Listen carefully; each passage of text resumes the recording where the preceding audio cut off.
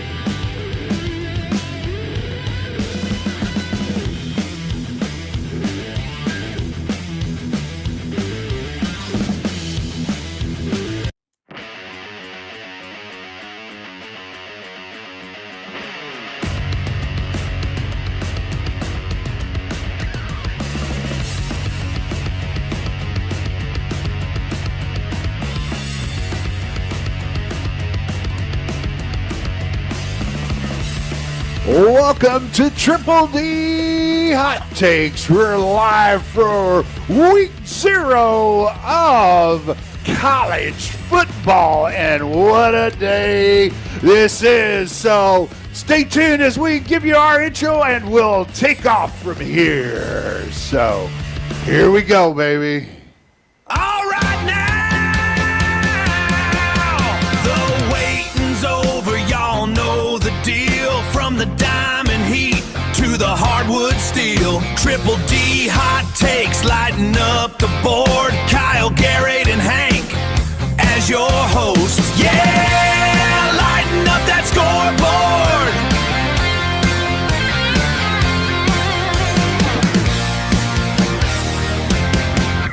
Well, here we are again. Week 0. It's been a whole year, man. It's been wild, right? I mean, it's unbelievable that here we are again, guys. This has been a lot of fun, and man, I'll tell you what.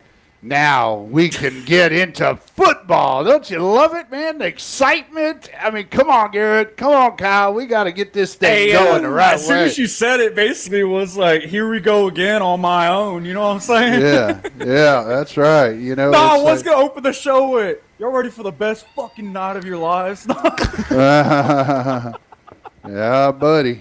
That's the way it goes, right? Yeah, buddy. Say kill Tony. Yeah. Anyways, football season is back. Hold on, you're gonna hear something. And there it is. Okay, we'll be giving a big. All right, big yeehaw down here from Texas, Zorn, Texas, to be exact. We're coming live with Kyle Dietert in Lubbock, Texas. There with the big time Red Raiders, and then. Garrett Dietert sporting the Ohio State shirt, and then myself, Texas State, baby. Let's go. All right. Yeah. I'm representing our baseball team. Yeah. And the hot takes shirt, but he's representing from Raider Place there, and but he's kind of got some loyalty to 2 different schools, which is kind of odd, or 3 actually. Yeah, one's behind me actually. Yeah, one Texas, the other. Yeah, so. Yeah, I mean, week 0, guys, here we are, and hopefully everybody can hear us okay. If you want to chat in, just go ahead, and we might put your chat up on the screen and get you out there. So, hey, glad we could be here, and let's get this thing going. So, man, Kyle, anything you want to add, and then Garrett, and then we'll get to our stuff that we got to list out the right side. I definitely have one of the biggest hot takes we got to have a discussion about, because I don't know how y'all see it, and I don't know really how I see it either, but I don't know how y'all see it about basically NFL players coming back to college to play college sports. Like, how do y'all see it? Do y'all think once they go through the combine, you can't come back? Like, you can't come back. But I know other sports allow it. There's other I'm pretty sure there's some, like, baseball players that get drafted, but they're still in college. They do that. NHL's the same exact way for development reasons. I think both of those sports are pretty similar in those development. But football, can we see it the same way or no? Right, but I think where you're missing the boat is that a lot of times they may be drafted, but they're not paid by that organization at that time. I don't know completely. I don't know all the ins and outs, but I do know that, it's just not right to have somebody go play at pro level and, maybe end up on the practice squad and then come back to college. I didn't make it. But then again, on the other side, you look at it as being, right? I mean, most of us have the right to go get a job somewhere else if they're willing to pay. So really, college football is a professional sport now because they're getting paid for it.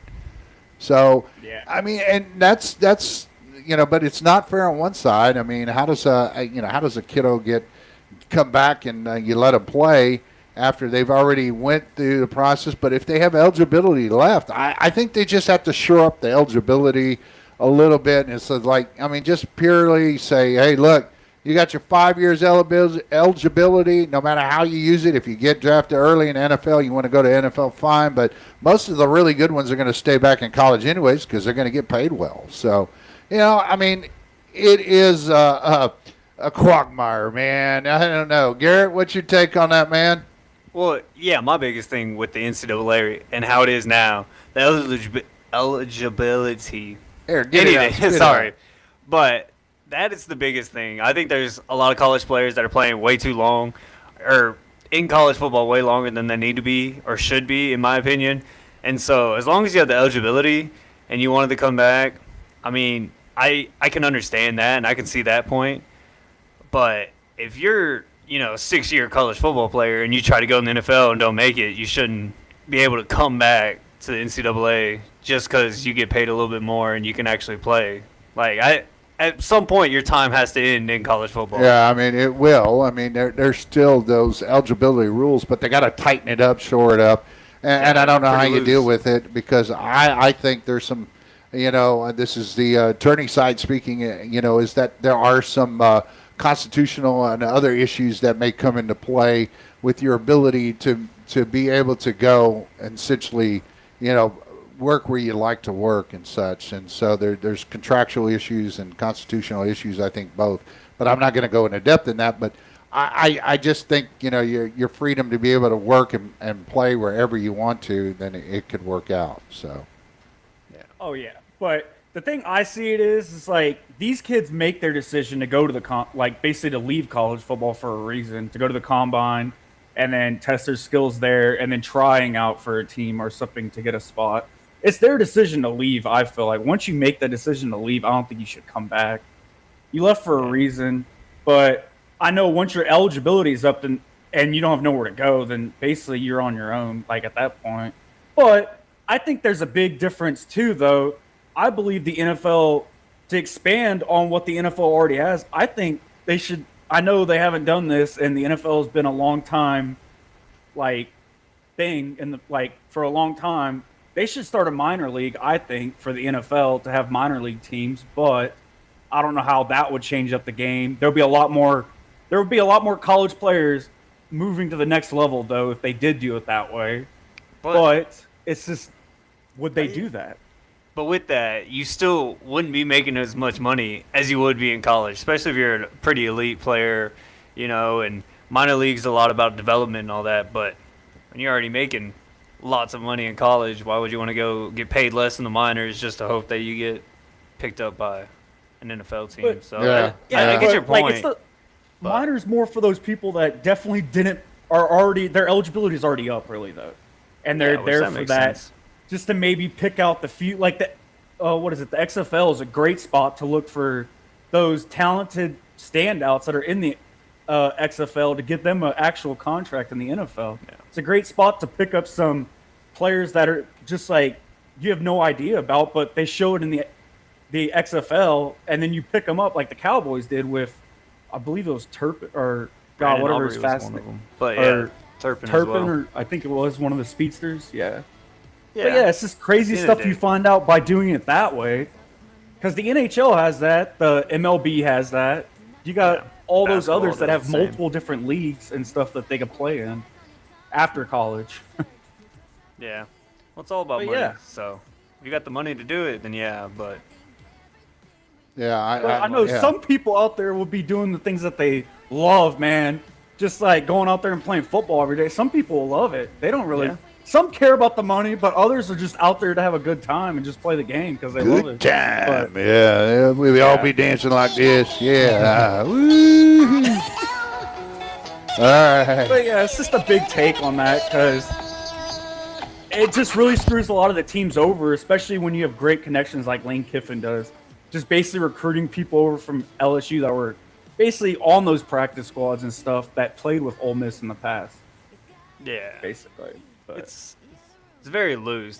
I just think the NCAA as a whole needs more regulations on some of that stuff, and across the board, there's a lot of loose things that need to be regulated. And we've touched on this before, plenty of times in the show. Is just all these transfers, people getting up and leaving, not even playing a season and then just sitting out, stuff like that. Yeah, as a whole. Yeah, I mean, you just got to tighten up the portal, those sorts of things too, and make them only once a year or something like that. So, yeah, it's very, very strange. This late in the season, you got people transferring right now.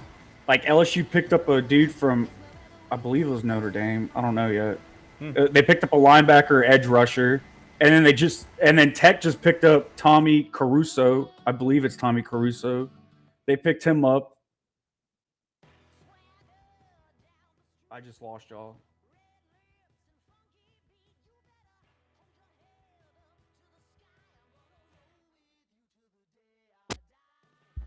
Can y'all still hear me or no?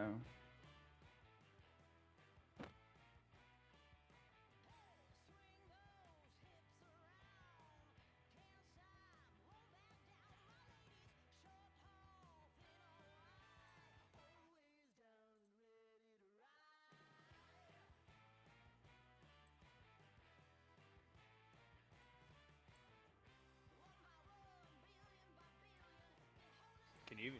Oh, There we go. All go. right. What He was talking the whole time, and now we're back. Okay. Go ahead, Kyle. I wasn't talking the whole time, but Yeah, all right. I lost Well, it, and I was like, what happened? Yeah, a little glitch here and there, but All right. But yeah. Tommy Caruso came over late, like just now. He just committed to Texas Tech. He's here now. He's already second string on the depth chart, and they just updated. I just looked at it right now. They updated it today, actually. And he's already on the depth chart, and he just came in this late as a transfer. Not even knowing the program, not even knowing the formations, but just, I don't understand that to me. I think he's got to work his way up from the depth chart, because what about all those people that were in front of him that actually know the system? What are they looking at? Basically, that he was a starting quarterback at Florida State. He beat Bama, maybe, and then he didn't do crap the rest of the season, really. Like, I don't know. I feel like he needs to earn it, really. He just comes in and takes those kids' positions, really. They're on the depth chart. Yeah, I don't know about that. Yeah, it's a little, very.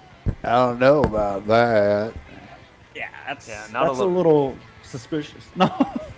Not a lot of regulation going on right now, which, there's going to be some things that need to change in the NCAA, especially over the next 5 years. So it'll be interesting to see how it turns out. Yeah, Oh, yeah, definitely. There's one man that loves changing that stuff. Hey, Nick Saban knows what he's talking about, and he loves telling that committee. He's like, you got to do this, like, or there's going to be no rules. Basically, people are going to do whatever they want when it comes to how much money certain schools have too compared to others. Yeah. All right. Well, we'll go into our coaching changes and we'll talk about the little coaches carousel that's been going around and around, and we'll see where they land. And there we go.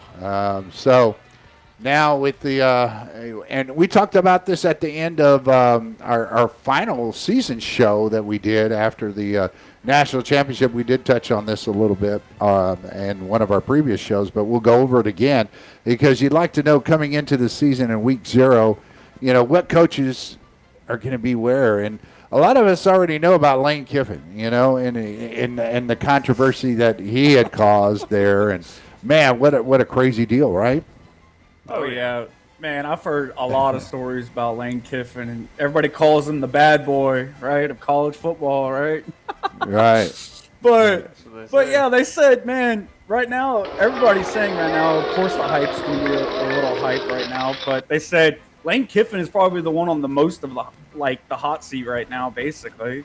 Yeah. He was like, if LSU loses week 1, there's going to be riots in Louisiana for sure. Yeah, I mean, but what about old Kyle Whittington now going from the Utes over there in Utah and now to the Wolverines? Now, is that a good move for him or not? I mean, I think financially it's a great move. I just don't know what kind of atmosphere he's going to be going into as far as, with more pay and all that. There's higher expectations. You got to do better. You got to get us to the national championship, or you're out. I mean, is that the mentality that he's going to have to deal with? Oh, absolutely. Oh yeah, but the biggest key you got to think of, man, going from Utah, he had a good quarterback, but going to Michigan now, he is a great quarterback, veteran. He's a good quarterback. You got Underwood. Underwood's going to do very well there, and he's going to do a good job, I believe, with this team. But it was he had a very good freshman year, which I really do like Underwood a lot. He's a really good quarterback. But he's going to have some great key players on that team, I believe. And Utah was great last year. And I see most of those transfers that transferred over to Michigan would do great there. So Ohio State better watch out this year. Yeah, so you think he's got a lot of supporters out there? Oh, yeah. Michigan has a huge fan base. Well, yeah, he's got a big supporters, and I mean the biggest thing is he's going to have a lot more money. He's going to be able to recruit a lot better athletes than he did at Utah. And I mean his style of coaching was very, very intense, very defense heavy. So look for that to carry over to Michigan, which is what Michigan needed, what Michigan wanted. They want a defensive-heavy, very aggressive coach, and I think he's going to fit their system very well. Obviously, I hope he doesn't do well, but he's got a good chance of doing really well at Michigan. Yeah, that's true. That's very much true. And then John Summerall from Tulane, taking Tulane, into the playoffs last year and doing a good job there. And now going over to the Gators, who, their only real big win, their big win was over Texas. And so. All right, we don't need to talk about that. I mean, it's true. It happened, so you got to face facts and be upfront, because now is he going to take Florida into the next level, get them into the playoffs? Is it going to happen in the first season? All those things. I don't know, are questionable. And maybe Kyle, you know more what players he brought in, and maybe Garrett, you too. Oh, yeah, no, Florida would do, I think, a lot better. DJ Lagaway is now at Baylor, I believe. And I don't know if they brought in the Tulane quarterback or if he's in the NFL now. I don't know if he had a bunch of transfers come over yet. I could look into that, but I didn't take too much notes. Okay. But his 2 seasons at Tulane, he did a great job. His record is phenomenal with a team that has not been very good, maybe 4 seasons before that or so.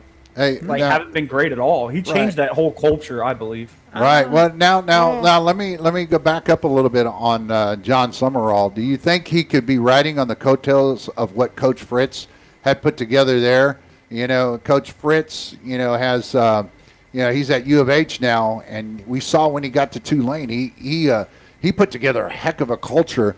That was a winning culture, and I think he started it there, and then I think Summerall just was able to take it possibly to the next level. But was he riding on the coattails of Coach Fritz? So that would be, my question to you. Yeah, that's what I 100%. said. That's what I said. Well, Coach Fritz I didn't know that, but yeah. And Summerall I like, I'd give him a little bit of applause, say, okay. Sorry. The thing I should have said was he carried the tradition and the culture on from what that coach already established, I feel like. He actually kept it going. He didn't drop, or the record didn't just plummet to the ground after Fritz left, right? Is that who you were talking about, right? Yeah. Okay. Yeah, and I mean, with this Tulane team, they were, like you said, really good. They did really well under Coach Fritz. He took control. He kept that culture. He was very successful.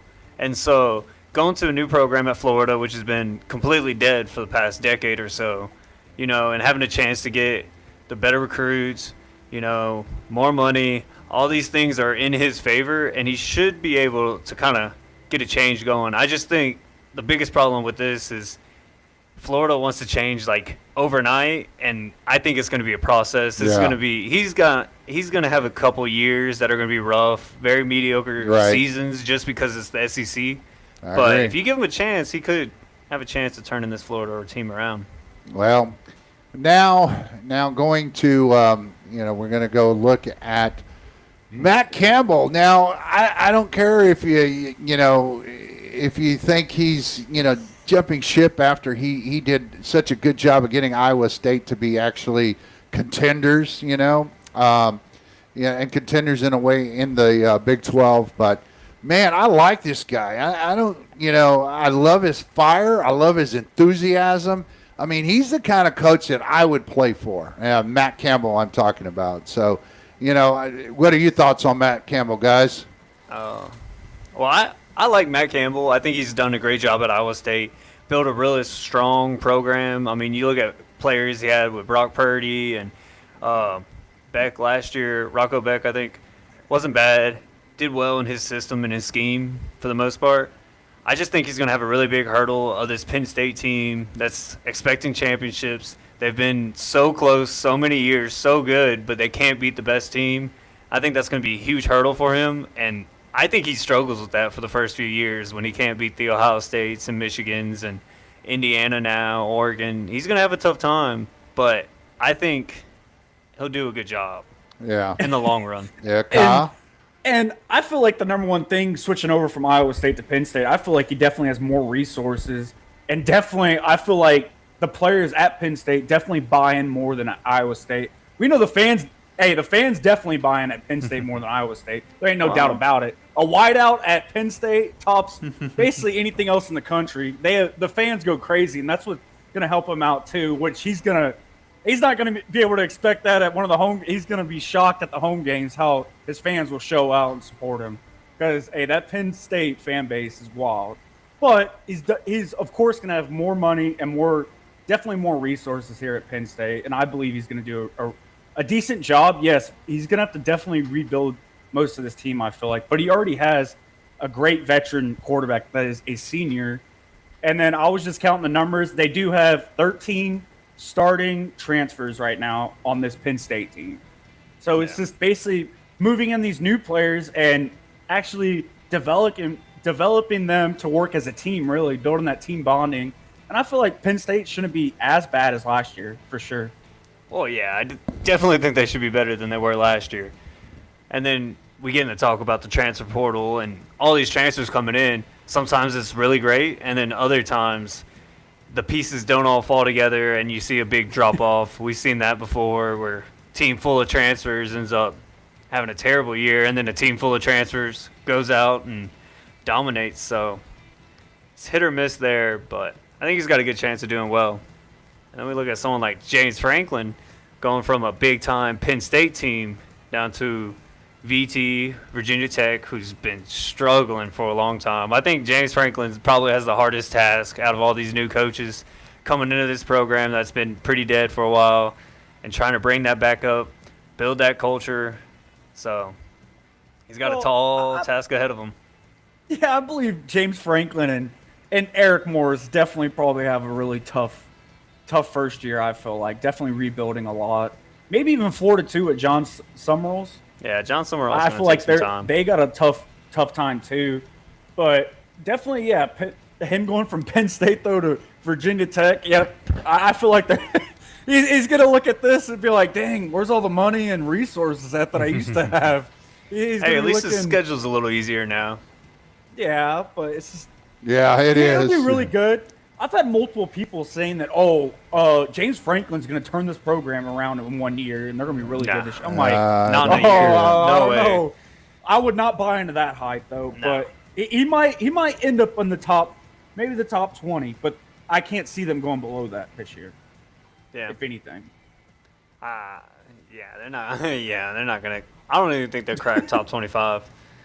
But it'll be interesting to see.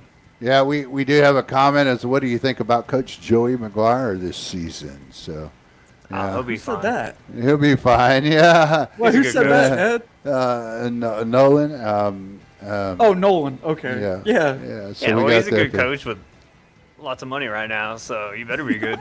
Yeah. Yeah. I mean, he's getting paid quite a bit. That's for sure. Well, so is Shout out to Nolan. Yeah, so the players. It's comparable, right? So, all right. So now your next coach that you're going to talk about, and I didn't get to highlight those each as we went, but I'll go ahead and do that now. So Pete Golden. Yeah, we keep Pete Golden. Yeah, he might have one of the easiest jobs to me. I mean, when you take over a program that went to the Final Four last year, pretty good program at Ole Miss, he's just got to not mess it up, bring in new players, new recruits, get them trained, get them ready, and I don't think they'll be as good as they were last year, but I think he's got a good team to take over. Yeah, when you saw Lane last year, yeah, I don't know. I don't know. Chambliss is coming back, dude. He's a legend. I don't even think they'll make the playoffs. Yeah. Oh, well, I don't know. Trinidad is good. But one thing I like about him is that he was a player favorite. There's no doubt when they announced him that the players really, you could tell all the interviews and the way the players reacted, they loved having him come in when Lane Kiffin, dashed on him, man. So, I think I had a bunch on Pete Golden, his timeline, but I don't want to put it all on there. And I was just trying to look at the most recent, which was the defensive. I believe it says defense court. My screen's blurry, guys. It's bad. Yeah, but defense coordinator. Trying my best to read it, but it says defensive coordinator, and I believe he did inside linebackers for 2 to 3 years there, which he knows the players pretty well though. Overall, he was already established there for a while, so he has pretty good connections with them. Which I'm pretty sure that they basically were like, well, who's the next in line basically after Lane Kiffin? And they're like, well, this is the best fit right here. He knows the team better than anybody. Well, we put Cooper's comment, gig 'em, baby, gig 'em. There you go. Dog Cooper. Right. But anyways, we did post that up there on the screen. And then so thanks for joining us, guys. We appreciate that. And then now Eric Morris. Eric Morris going from North Texas State and now going to OSU, taking a lot of players with him too, what I understand. And so y'all might have more on that as well. Oh yeah, man. You got Drew Messmeyer. I believe it's Messmeyer, right? It's like something weird like that. Messmaker. Messmaker. Yeah. Yeah. He likes making a mess, right? All right. He led the country, I believe, last year in passing yards, and he had a phenomenal season last year. But they did have I believe they had a pretty easy schedule last year though for North Texas. Yeah. But it's just, I really can't tell you how good they're going to do this year because how poor. This is going to be a lot different of a schedule this year for them than at North Texas though, and it's just. I like to see how they're really going to stand out in the Big 12, really, and how he's going to do as a coach overall. But I got a hot take for y'all. I think Eric Morris, out of all these coaches on here, will do the best, and will turn that program around in this year. They'll have a winning record. Last year, I don't even think they won one game, 2 games at most. He's going to put a winning record. I mean, I think that North Texas team last year could have beat Oklahoma State easily. So I think bringing all those transfers in, he's going to get this program turned around really fast. Heck, they might even have a shot at getting some upsets this year. So Eric Morris will do the best at all of them, even Lane Kiffin. Yeah, so you're giving a big applause for him. And so, dang, Gary, you got a big crowd cheering. Hey, back in the studio over here on the side, we got the crowd there waiting, So I did like what he did with North Texas, especially offensively. I mean, that offense was firing on all cylinders. They ran the ball really well, threw the ball great. I mean, great coaching decisions, in my opinion, for most of his time at North Texas. So, impressed with a lot of things he did. Yeah. Dang, I just realized we're on the first segment still. Okay. Yeah, Kyle, I know. We got a lot to talk about football. Snacks and drinks. Well, man, we're going to make a lot of clips out of this one. So, all right. Yeah. So, now. Are we going commercial break yet? You're right. Commercial time. Here we go. And so, we'll come back to this and with our other studio pitcher. So, and you're looking forward. I think, the coaches' carousel is just about as bad as the transfer portal the way it is because you got teams trying to pull one for the other. But, we just pointed out a few. There's a lot more out there that actually took place, Yeah, I think it was the most players ever entered into the transfer portal ever this season, so. Yeah, well, we'll go on to and talking about transfer portal, we'll go on to our next segment with the transfer portal, and we'll talk about that as well. Oh, yeah. So. When we get to the top 10 teams, though, I got a crazy thing to tell you all about that I'm looking at right now. Okay. Garrett's not gonna like it because he doesn't like the team, but so what? Oh no, I was like, okay, well, we're gonna go over here in just a moment, and then I told you I ended up having a glitch of some sort here, and but you had I had a glitch too. Oh, okay. Well, you're a glitch. Glitch. Well, because my screen is really blurry, so it's just hard to even see what the graphics say because it's all cracked in. Part of your internet. My internet where I live. Yeah, exactly. So, as we're looking at 10 outside or something. So now with the coaches changes, is that going to make? Are they impact coaches that you said they're new coaches and impact coaches? Is that going to make a difference? In this in college season. football in the season. Yes. Okay. Oh, yeah, for sure. I think Lane Kiffin definitely will make a huge difference where he's going. We've seen James Franklin in the past do really good with the teams he's been with. He just had a huge downfall last year, I feel like. Well, now we are to our next segment of the transfer portal. The impact transfers, Kyle. You think you talked about impact on the coaches. Now, the impact transfers to watch in 2026, and so Kyle, tell us a little bit why you have this as your top 15 players to watch here. Well, Garrett, you can chime in whenever. This is the list I definitely brought in, or the list I saw looking at the references and like looking at a list of I believe it was on 24/7 Sports, or maybe even ESPN is where we find most of our stuff, just to take some notes and stuff. But yeah, Garrett, if you want to chime into some of these conferences that you actually love talking about. But yeah, Duke, this quarterback from Duke going to Miami is going to make a huge difference. I'm not going to sit here and talk about all these players. A lot of them, or a couple of them, they're going to do good where they're going, but not well. But definitely this Duke quarterback going to Miami, I feel like is going to be a huge difference. A lot of people aren't seeing him a lot of people didn't have him ranked very high and not going to do very well. I think he will do very well. He's going to Miami. He's going to have a great head coach, really all around a great program, really, for developing him and showing him the ways of the Miami and what they run. He's going to do great there. Sam Leavitt, amazing player, man. Beat Texas Tech last year at Arizona State.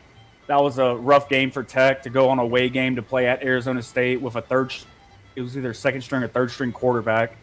But still, Sam Leavitt came out and performed very well that game, came in clutch for that team. And I feel like moving over to LSU, he's going to make a huge impact. He's getting paid a lot. He better do very good, really. But, Gary, you want to talk about Indiana over here? Hey, I do have one. I think Cam Coleman is going to be a huge impact because he went to Texas. Now Texas is projected right now at being in the top 5 or such. But the impact Cam Coleman is going to have I think for Texas is going to be huge. Oh, I agree, 100%. Having another target to throw the ball to, I think the receivers last year for Texas was one of the biggest problems on the team, so that'll be a huge one. Josh Hoover going from TCU to Indiana. I liked him at TCU. I thought he's a decent quarterback. I think the real big test is going to be against those tough matchups when he's got to play defense like Ohio State and Oregon, and even Michigan. That'll be his huge test. I don't think he's the same caliber quarterback that God dang, whatever his name was last year. Oh, Fernando Mendoza. Yeah. I don't think he was as good of a quarterback as him, but I think he's going to have a chance to be on a really good team and under a good system. But I just don't know if he's going to have what it takes to beat teams like Ohio State and Oregon. Right. Another one I like on there is Byron Brown going from the UCF to Auburn. I remember watching him from UCF. He's going to fit this Auburn program perfectly. I think Auburn needs an athletic, fast, deep threat quarterback. And if as long as he gets the accuracy, he's going to be really good for this Auburn team. Hey, don't forget about a smash mouth football. He does not run away from contact. That's what I'm saying. He runs your ass over in the hole. He's going to be running people over. Like, he runs you over. That was the funniest thing because I'm like, it's a quarterback. He's got to protect himself. Nope, he just barrels him over. But no, he brings that culture of almost looking back at God dang it, Cam Newton? What's his name? Yes, Cam Newton. He brings it back to those days where it's just a big quarterback. Yeah. Well, he's not even that big, but he's just that good running quarterback that doesn't shy away from contact. He loves it. He loves that old school smash mouth football. Like, I love watching him play. I was gonna. Dang it, Gary, you stole the player I wanted to talk about. I saw that one, and I was like, oh, I remember that guy. Yeah. I loved watching him. He's going to fit Auburn well. He upset it. I forgot who upset it last year, but he upset a couple teams that were decently well, in which they shocked us. Yeah. But, I will say a lot of these players are transferring with their head coach or their former coach or their previous coach to their Messmaker and one new of them. team. Nessmaker, Rocco Beck, now going to Penn State with Matt Campbell. There was a few others I saw. Oh, yeah, John Henry Daly, edge rusher. That dude was a dog. I remember him from Utah. Now he's going to Michigan. he's going to be a really big threat on that defensive line for Michigan. And so. And you didn't talk. You didn't put up here, Kyle. Now, who was Manning's last year? Arch Manning's one of his favorite receivers. That was his teammate had moved over to Parker Oakland. Livingston. Yeah, Livingston He moved over to wasn't a traitor. He goes to Oklahoma, right? I'm sorry. Go ahead, Kyle. Texas didn't He want to was pay in him. the top 15. That's yeah, why. yeah, I know. But still, I mean, I think that's going to have a little impact on both teams. But Coleman coming in, taking over, basically is going to make I think, a bigger impact than what they had. So it's business is business, right? You know, it's again, college football is a business, guys. Yeah, and so, and now, Kyle, you had y'all had anything else on this? Well, yeah, looking at it now, like the teams that definitely stand out with the most is LSU. LSU had a great transfer portal, though. And they had a great recruitment. Together, I believe LSU was in the top. They were in the top 5, I believe, with the recruits that they pulled in and the transfers, I believe, as a whole. I believe that they were in the top 5. They might have been the first overall, but I didn't really look into depth in that because it's already passed. But still, they had a great offseason, I feel like. And LSU, I feel like they could definitely go very deep. But I'm not going to get my hopes up because it's Lane Kiffin's first year. But he's going to do a lot better than Brian Kelly. That's all I got to say. Those are the big teams in my mind right now. Is you got LSU and Oklahoma State, 2 of the most transfer portals, I believe, that I know from the Dome. I mean, I was just gonna say that Nick Marsh, Michigan State receiver, that dude was a dog. He was a good player. He's gonna be a really big impact for Indiana now. Yeah, especially for Josh Hoover to throw the ball to. Indiana had some pretty darn good receivers last year, so that'll really help Indiana out. Poor DJ Lagway. Yeah, that's tough for Baylor. Bad pickup. Hey, his opening game might be a wild one. Yeah, might be a wild watch one. that dude throw like 4 interceptions. Constantly. Oh, my God. But did they still win? It was something crazy. Like, he threw 4 interceptions, but they still end up winning. I don't know. It was something wild one time. Not a fan.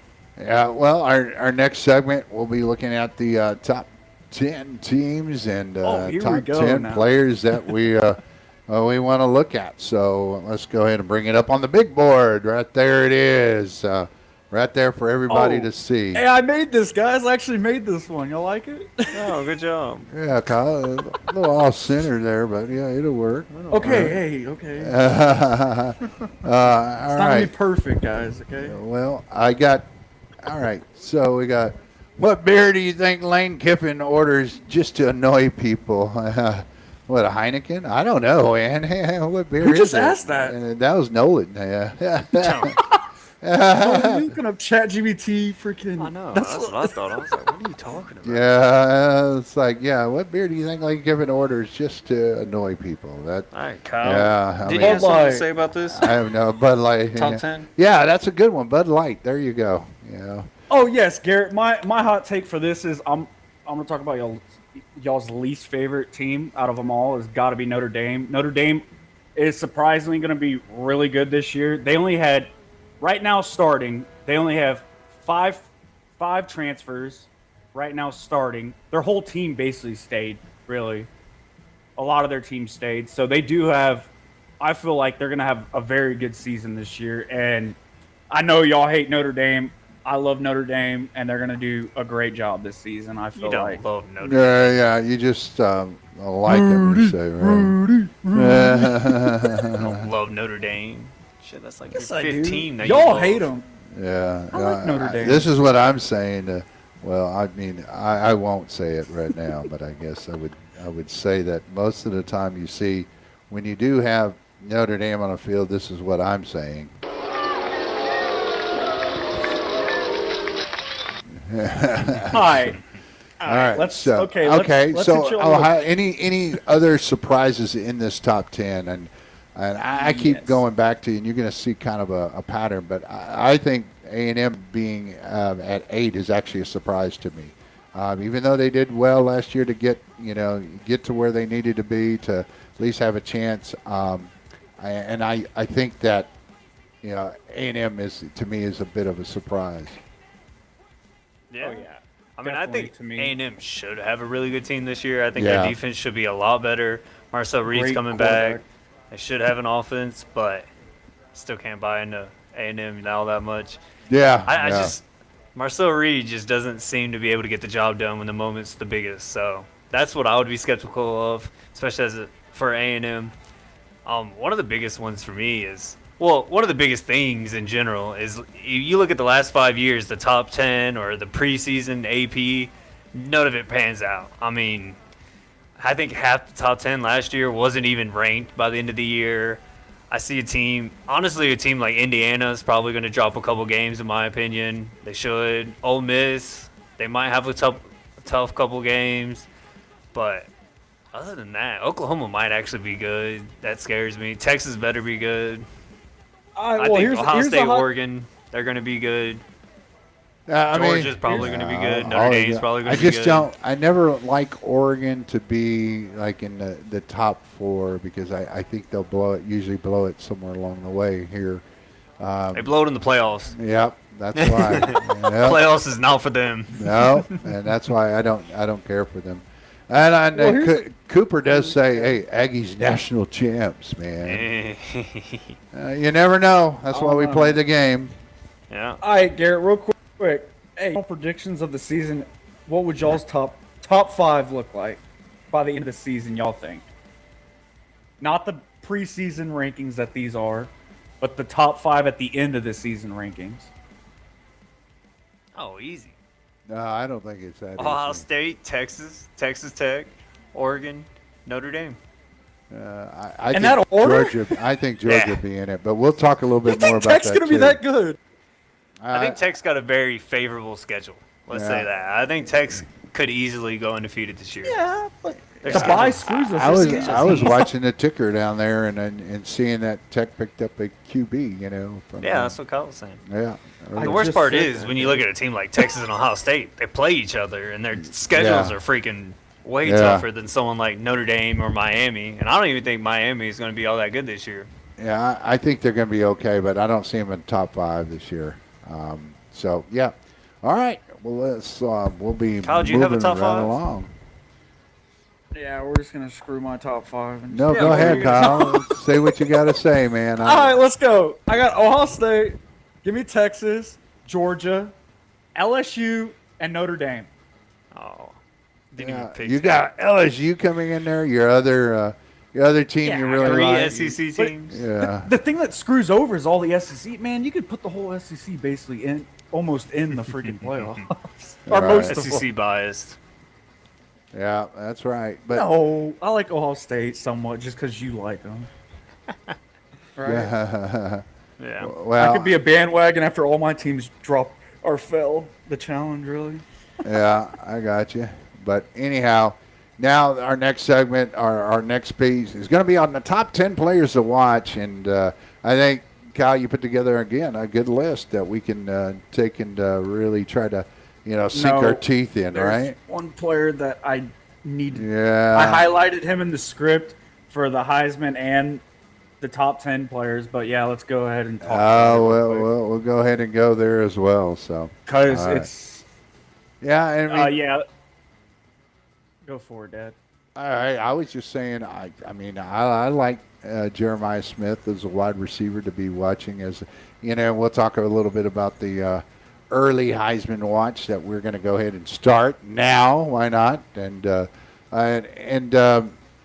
Dante Moore. I think he's gonna be even that much better this year. But I still don't. I always believe that Oregon's defense is suspect. So that's why I don't ever see him in the top 4. So they're better. Their corners are usually decently well, though. Yeah, but overall defense, I don't think they do. I mean, as good as we'd like to see a good dominant defense. If you take, we'd look at Tech's defense for most of the year, man, that was a good dominant defense. So, for most of the year. Hey, Garrett, here's a crazy take. Out of all these players right here, who's the fastest, you think? Malachi Toney. Yeah. Yeah, it's got to be. Yeah, it's got to be. He's so quick. Yeah. Well, I don't know. So quick. Leonard Moore, man. Corner. Yeah, corners are fast. From Notre Dame. But Tony's just electric. I like this list. I mean, I think Dante Moore's still has a lot to prove. He's still got a lot to improve on. You know, I think he did a great job at Oregon last year. Just couldn't get it done in the playoffs. But, you know, obviously I love Jeremiah Smith. I thought he was the best player in college football last year. I think he will be this year for sure. Julian Sain did a great job. Leonard Moore, corner from Notre Dame, that dude was cold. He was locked down. He was a difference maker for that Notre Dame defense. Obviously, I'll let you talk a little bit about Colin Simmons. But Mark Fletcher and Malachi Toney, those guys from Miami, man. I like Mark Fletcher and what that team did last year.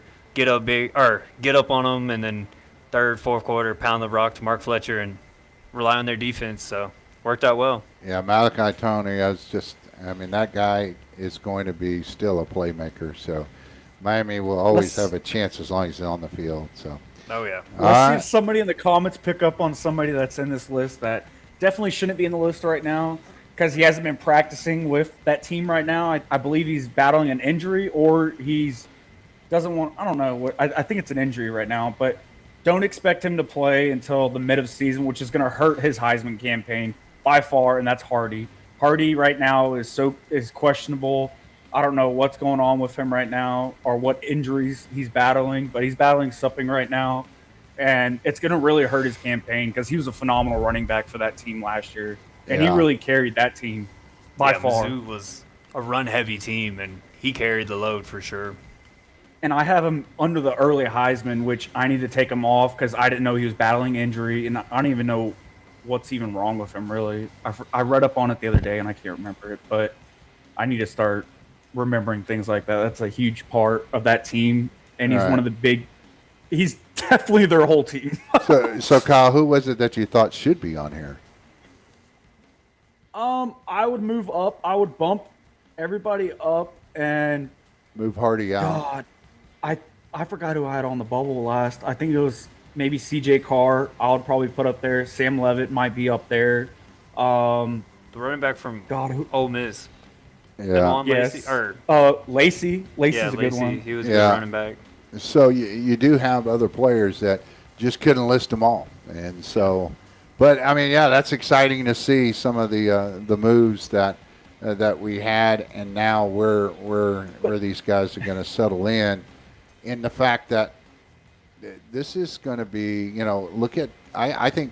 Trinidad is going to be a huge impact by staying at Ole Miss, and I think that was a great choice. They weren't going to allow it originally, so that's what the crazy thing was. Yeah, you had to go through some eligibility the other stuff. player on this list that could end up on the finalists, or not the finals, but in the top, I would give him the top 6, and he's sitting right now at 6. If he is a phenomenal defensive season for this Texas squad, and he's a huge key in this defense is Colin Simmons. If he keeps getting multiple sacks a game almost, maybe every other game, he's going to do a phenomenal job for this Texas defense. He's a huge leader for that team. He really sets the tone on that defensive line of scrimmage, I feel like, for this Texas squad. And he's a phenomenal athlete. He's very, very elusive, is that the word maybe? Yeah. Yeah, no, I feel like, but yeah, he's a great player for this Texas squad, and he really is one of those key players. All I gotta say is, if anybody remembers last year, Texas had a great defense almost all year, and he was the leader of that defense. He carried that defense. I mean, there was a reason why A&M barely scored on Texas, and we beat A&M last year. A lot of it had to do with Colin Simmons and that defense, and that Texas defense should be really strong, especially with him calling the defensive shots, calling the plays, being a leader. So look for big things from Colin Simmons. All right. Sounds good, Garrett. And you got it together tonight, huh? Yeah, let's have a fun take real quick. All right. How about everybody drop in the comments where they're watching the show from? Their living room? Or did my Wi-Fi cut out? Yeah, I think something, though. You had a power surge or something go on right here. Because, okay, yeah, I think maybe yeah, because Cooper went ahead and commented again. Question for Kyle is Micah Hudson playing this year? Micah Hudson? Yeah. Oh, yeah, Hudson, yes. Wide receiver for Tech. Yeah, he'd be playing. Yeah, he's right now, Hudson. Yeah, Malachi Hudson Jr. right now. He's sitting at wide receiver Malachi. X. Yeah, I believe that's who you're talking about. I read it just as I saw it, so you're right. He left. He's the player that left Tech, went to A&M, didn't like A&M, didn't play at all, came back to Tech. Like he didn't even go to practice or anything. I think it was off season or something. He was like, screw this, and then he came back to Tech. I was like, they allow that crap just to come back? Like you left our program. You basically betrayed us, but now they're gonna have him come back. And the funny thing about it is Malachi Hudson was the first ever 5-star to go to Tech ever in school history. Yeah. All right. We actually had a 5-star commit last night live on ESPN. Oh, I saw that. Yeah. Awesome. So now we go Now we go to our early Heisman predictions and watch here. One is going to get bumped out, but Hardy is going to get bumped out. You mentioned that earlier. He may have a breakout. Like that would be one of the craziest stories I've ever heard. One of the craziest comeback stories in history if he ended up coming in, losing like four games, coming after 4 games, and having an outstanding stats or something. That would be wild, though, to pick up like 1,500 yards after not participating in 4 games. Yeah, that would be wild. Well, but okay. I think this Heisman prediction's pretty good, pretty solid to start the year. I mean, I obviously think if Jeremiah Smith doesn't win it this year, if Ohio State does what they're supposed to do and dominates this season and has a good season, Jeremiah Smith, there's no doubt he probably should win the Heisman in my opinion. But the rest of these, they got a good chance. Trinidad Chambliss, he's been playing college football for like 10 years. Just saying, may have a chance. I know it's Julian saying. Someone's got to throw him the ball. So. Somebody's got to do it, all right? But Jeremiah Smith, I think, is high on the list. Dante Moore's still high on the list, and I agree with those. We just don't know where they're going to end up falling. And this top 5 is kind of like your pick, Mm-hmm. But anybody got any dark horses? Any wild cards? Yeah. Anybody want to say? Yes. Yeah. What do you got, Kyle? Who do you think? Come on now, spit it out. You want to hear some crazy hot takes? Crazy hot takes. Cameron Dickey maybe ending up in the least top 10 for the Heisman race. Texas Tech's running back, Garrett Slayers. What? Yeah. What are you saying? Yeah, because they have such an easy schedule. You could stack up your stats with that easy of a schedule. Yeah, that's true. Hey, Wow. what about Arch Sam Manning? Levitt, I don't know. That's kind of funny. Arch Manning? Sam Levitt, maybe. C.J. Carr. I would even say the quarterback from Miami might have a shot, too. Yeah.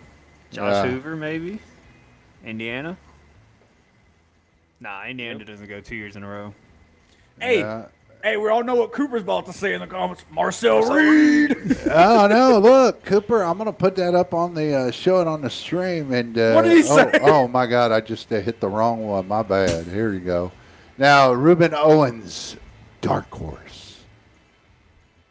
Reuben Owens. This is Cooper Newman that's telling us that, man. He's telling us. The running back for A&M. Yeah. Oh shoot! Maybe it is. Yeah, it's the running back. Sounds like it. Yeah, I believe so. Oh, yeah. Pretty good, Garrett. Yeah, man. All right, next. All right, next up, we'll get over to our next segment. Yeah, we got the top 5. That was pretty clear. Oh, this one's gonna be the long. No, it's not that long. No, it's not that bad. It won't be too bad. But we got the dark horses and the conference champions and predictions and all that good stuff. So this one will take us a little bit to go through as well as we go conference for conference. And all right, guys, y'all can leave in the chat who y'all think will win the conferences. Yeah. So. All right, Garrett, which teams are really standing out to you in this? Looking at this now, Cooper said Aggie running back. Well, if you look at the ACC in general, I mean, I think Miami is going to be the team to beat after the season they had last year, how close they were for a natty. But I don't think they're going to be as good this year. I think the team to watch out for, and the team that should have won this dang conference last year, but they choked in the last game, SMU. SMU won 2 years ago. They finally lost. They were close last year. They just choked. But this year, SMU's my team to watch. I like SMU. Yeah, well, Garrett, you're saying you want that the pony, baby. Yeah, the ponies. I have to go and look at something different, right? So. What about you, Kyle? Well, yeah, I want to sit down and talk about a couple of these teams, but we don't have all night. But definitely the one I think I picked SMU, yes, to win the conference. I like SMU. I like Kevin Jennings. Last year he didn't do too hot on his campaign, but coming back, I believe it's either his 4th or 5th year. I feel like he should know the ins and outs of football by now, and he should have a great season. It's his 3rd year? Yeah, he was a freshman. Cooper is saying Pitt. Cooper's saying Pittsburgh. Pitt wasn't bad last year. Yeah, Don't sleep on Pitt. Pitt. Yeah. Hey, they got lucky. But my sleeper team, if you're going to go into their home and play them, I believe, is going to be Georgia Tech. I feel like they might upset some teams this year. Yeah. I loved what Hayes King did to that program last year. And I feel like if they got a good enough quarterback to replace him, that Georgia Tech would do phenomenal. Their run game is still amazing. Yeah. Yeah. It's going to be tough. I think that's a good one. Hey, what do you think about Clemson, though? What about old Bill Belichick at North Carolina? Didn't work out last year. This year, it's a new year, more time. Maybe he gets a little something going. Hey, I think they have a winning record this year. I think North Carolina will have a winning record. Clemson, I think, will do exactly the same that they did last year. I'm not a big fan of Clemson, and I don't see them doing any better. Florida State, if they get a miracle, maybe. God, I don't want to hype up or diss on Clemson because we got to play them the first week, so I don't want to jinx that crap. Because that's always their closest game all year. Yeah, I mean, we get 2 check marks by SMU. Kyle, you think SMU is going to win the conference? Yeah, by far. And, we know who you're going with, right? Yeah, y'all already know. It's like I'm picking Miami up there. Y'all 2 picked SMU. I'm thinking Miami's going to come out again. And I think Miami's done a good job recruiting and getting the players they need to sustain what they had going into the, that was pretty wild going into the championship game. That's awesome. And so it's going to be hard to play Miami, get Miami out of there. All I know is Miami last year had the best defensive line in football, or one of the best defensive lines in football, and that carried that team so much with Ruben Bain and Mesidor and them. So they got some big shoes to fill on defense. I think they're going to have a good team. I don't know if it's going to be enough. All right. Well, they barely snuck into the playoffs. They got Notre Dame week 3, so we'll see. Yeah, it's gonna be this is where we're kind of all over the place. What conference is this? No, the American Conference. See, you got American Army, Navy, one of the Tulane. most competitive conferences. Hey, Garrett, I've never even seen this conference before. Yeah. If people don't follow this conference. college football, yeah, you'd be like, what? Talk about a competitive conference. All right, Kyle. God, hey, I really have fallen in love with one of these teams, even though I didn't pick them to win the championship. I fell in love with Memphis. I really like Memphis, and I don't know why or what it is, but I've always liked watching Memphis. They're always a good team to watch, really, upsetting a lot of other teams, and just really that is a huge dark horse, I believe. Yeah. Really, because they're always upsetting somebody that I'm like, what the heck? Or like they're keeping it really close. But I like watching Memphis, but I got Tulane winning the championship in the American Conference. You got Tulane, yep. Kyle, you remember who was I like Tulane. The conference championship in this conference? Who do I think it will be? No. Do you remember who it was last year? It was Tulane versus somebody, North Texas, right? North Texas, yeah. And North Texas got their butt kicked, right? Yeah, pretty much in that championship Talk game. about choking. Yeah. They would have made the playoffs. They would have just won. If they just would have won, right? Hey, Garrett, I see Rice winning the championship this year. No. Yeah. Rice. Yeah. Hey, but I think this is a very competitive conference, no doubt. I mean, you got teams like Army, Navy, Tulane, North Texas, South Florida, Memphis, even UTSA. You know, they're all very competitive. Last year, they just kept beating each other until finally North Texas and Tulane were the best 2 that they had to calculate. But I think South Florida is going to be really good again. I know North Texas lost their head coach, so there might be a little drop. Navy and Army. I mean, Navy's Navy. I think Navy looked really good last year. And I do like this Tulane team. They lost their head coach, so they're going to have to make up a little bit there. But the team that I picked to win, and I think is going to win, is going to be Memphis. Oh, I like wow. that Memphis team last year. I think they can keep that program going. I don't think they lost their head coach, so they can keep building on that culture. God, dude, Garrett. What? Their whole team starting right now is transfer. Memphis? Basically, except for 2 players, which is their right guard and their wide receiver Z. This was last updated on the 30th or they'll be 07/30. But their whole Maybe they'll team work is out transfer together. starting. Their Right. whole team. Oh wow. Well, here I'm going to look at a Must be lot of team fights that the first week. that I wouldn't think I'd ever pick a military institution like Navy. You know, the Naval Academy. I like Navy in this one because I thought they were really moving on things that they had last year and building on it. And I think just with a couple of bad games, they were in it to win it. You know, so I think Navy may be the dark horse in this, and I take them winning this conference. And UTSA, I want to say that, Jeff Traylor, you could never count him out. And if I didn't say it earlier, Coop had Tulane too. I put that up on the screen earlier.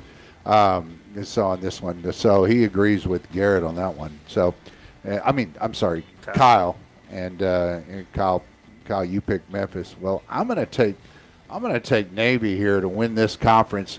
And I like what they're doing. Poor Rice, man. They just have been struggling big academic school, and I don't think they're able to compete very much with the big boys anymore. They're on a slide for sure. Yeah, So but the crazy thing is Navy has no transfers, no red shirts at all. Yeah, I don't think they right. I mean, and that's crazy, but But they have no red shirts. But you got to go into the academy. yeah, and Oh, yeah, The but Naval Academy. They don't do transfers. right. You got to understand they don't play that game. Homie, don't play that. All they got right. a lot of seniors. Wait, and Dad, didn't juniors, you? Weren't you in the Army? I was in the Army, but Army, Wow. West Point, I'm not that. Hey, Dad, you can't be picking against Army. I'm not picking against Army. When the Army-Navy game plays, I guarantee I'll still be going for Army, by God. But when you ask me who's going to win this conference, this is what I came up with based on where I think they're going to be. Like you said, no red shirts, no transfers, but, man, and that's going to be the continuity that you're going to look for in a team. And I think Navy has a chance, and they will win this conference. We'll see. All right, we'll see. I definitely jumped feel ahead. like we talked about it last year, though, that these military schools are going to struggle when it comes to money, right? Didn't we talk about that last year or something like money that? and How then they're the just- transfer. Right. portal. Yeah, and the transfer issues. So I think that's going to be the big one for the guys there. So Militaries. right. All right. God, this conference, man, is a toss up, I believe. I think I now, really do. this year. Last year, I said this was the most competitive conference in college football. This year, I think there's a team that's a standout. And then besides that, it's the most competitive conference. No, you can't sleep Yeah. on Houston. Houston, we got to play them here on September 18th on a Friday game. Oh, Friday game? Oh, that's scary. Yeah. That's So, scary. That's a scary one. So Garrett, who are you looking at in this conference? Cooper, if you're still out there, we'd like to know hey, which one you're going to pick on this conference too, Coop, or So- Nolan, or anybody out there. So realistically, I think this conference is going to be very similar to last year. I think a lot of these teams are going to be pretty level, except Baylor. Baylor might be pretty bad this year. I'm not a big fan of DJ Lagway. TCU, I'm hoping can put together a better season. I think Oklahoma State's a team that don't sleep on. I think they're going to make some big moves. I still think that North Texas team last year could have beat some of these teams, so they should do well. BYU's kind of a scary team, if you ask me. They're bringing back a lot of their players, a lot of returners. They should be a decent team. But my sleeper pick is definitely U of H. I like U of H. I love Coach Fritz. I like what he had going on last year. They lost some close games, but they were in a lot of close games. Yeah. They should have a good chance. if I'm you a big can- believer in Houston this year. I think it's Coach Fritz's second or third season with the team, so look for a big switch. But the team I have winning it for sure is Texas Tech. I think they're head and shoulders above all the other teams. I just think it helps that they have more NIL money. I think they got a lot more talent. They're bringing a lot more talent compared to a lot of these other teams. So I think that should really stand out. Cooper said here, Oklahoma State. I almost said Ohio State. But yeah, Oklahoma State. Wow, that's a dark. Yeah, hey, they go from North Texas. Yeah, they'll have a winning record. They'll be a much better team. I don't know about winning it, but it's always, hey, in this Big 12, I mean, it's like, okay, put it up there on the dartboard and throw your dart and see where it lands. Because, I mean, with the exception of a few, I think, but I'm not going to bring those teams down. But I do think that Houston is going to be, the team for me that I'm picking because BYU. I think so. I think this year they get over the top with Coach Fritz. Even though you said they're a dark horse, I think Coach Fritz is going to bring this team, to a point. I think he's still working on the discipline aspect of some of these players because they're not following some of his orders in the sense that they were missing assignments, doing those sorts of things, and he's really big about the personal fouls, things like that. So once he brings that back and pulls that back in, pulls that group in, I think Houston will have a good chance of winning the Big 12. And so, so you pick Garrett, you pick Tech. I picked Houston. Where's Kyle going to go? Is he going to stay loyal to Texas Tech, or is he going to venture out and say, man, there's a dark horse out there? On the Mormons. Yeah. Give me the Mormons. Doesn't he wear like the number 47 or something at quarterback? Yeah. So Kyle, I feel like BYU is going to do phenomenal this year. No team to sleep on. I feel like it's either going to be BYU or Houston right behind Tech. Maybe even Utah. Yeah. Those are the ones that I think, but I got Texas Tech winning it all for sure. Will Ham, he is going to be struggled because he is going to have that brace on his leg. I think it's going to affect his running still, but he might have a harder time getting out of the pocket, I feel like. Running? Does he run like this? He has that issue. He tore something last year, I believe, ACL or something. It was something weird. He tore something, okay? But he has that brace on his leg, which is going to enable him to be so, what's the word, mobile? I don't know. Mobile. Yeah, mobile. Yeah. How about that? Yeah. Mobile. But yeah, that's my take. Yeah, I think that's a good take, Kyle. I think that's a good take. Well, all right, we'll go ahead and move right along, and we're going to get to our next snack break. Wait. Did it? The MAC? Yeah, wait. Did it skip one on me? I don't even remember. Hey, that ain't in order. Yeah, I had 12? It in order, man. Where's the Big 12? Wait, we just had the Big 12, right? So I'm in the Big 10. Oh, the Big 10. Okay. It was a different order at one time, but we'll bring them up. No problemo. There they are. There we go. I know who I picked for this. Yeah, I don't even know who I picked, but because I know who I picked. Golly, guys. This is one of those that I'm going to just highlight it once you get all three of us and we pick it, but I'll highlight the one. Go ahead. All right. I have a crazy hot take. I got Nebraska winning the Here we go. Hey, if you got Nebraska, I'll take Rutgers. How about that? In this one. Don't sleep on the Boilermakers. Yeah, man. Yeah. And I was like, They're going to be so bad. Nebraska's crazy. I remember a time when a guy named Drew Bledsoe, Drew Brees. Drew Brees was there. Golly, man. Yeah, that's what happens when you only get 2 hours of sleep. So, Dad, if you're watching, I hope you're feeling better, Dad. So, I'm sorry. Go ahead. The only time the stadium gets filled up for Nebraska is for a volleyball game in the stadium. Yeah, in the stands. Yeah, it's the volleyball team that comes out and supports them too, right? I'm like, but why would you buy those tickets? You probably can't even see them. It's so small from that distance. But no, I got Ohio State winning the conference championship by far. Oregon's gonna be behind them, and then by far it would probably be after that Michigan. I like this. Dang, Indiana. I'm not even gonna talk about them. I think they sit behind Michigan. I like Bryce Underwood at that quarterback spot for Michigan. Yeah, and we laugh about it, but Ohio State, I mean, we look at Ohio State, we look at, Indiana, but, Oregon. I mean, there's still 3 really top-tier teams in this, and you just don't know who's going to be the dark horse. So let's take those top 3 that I think are the top 3, Ohio State, Oregon, and Indiana in this conference, and then you take and look, is Michigan going to be that team? Is Penn State going to be that team to contend? Is it Washington, Wisconsin? Iowa. Who is Don't it? sleep on Iowa. Iowa? SC? Iowa's going to be What good about this year. USC?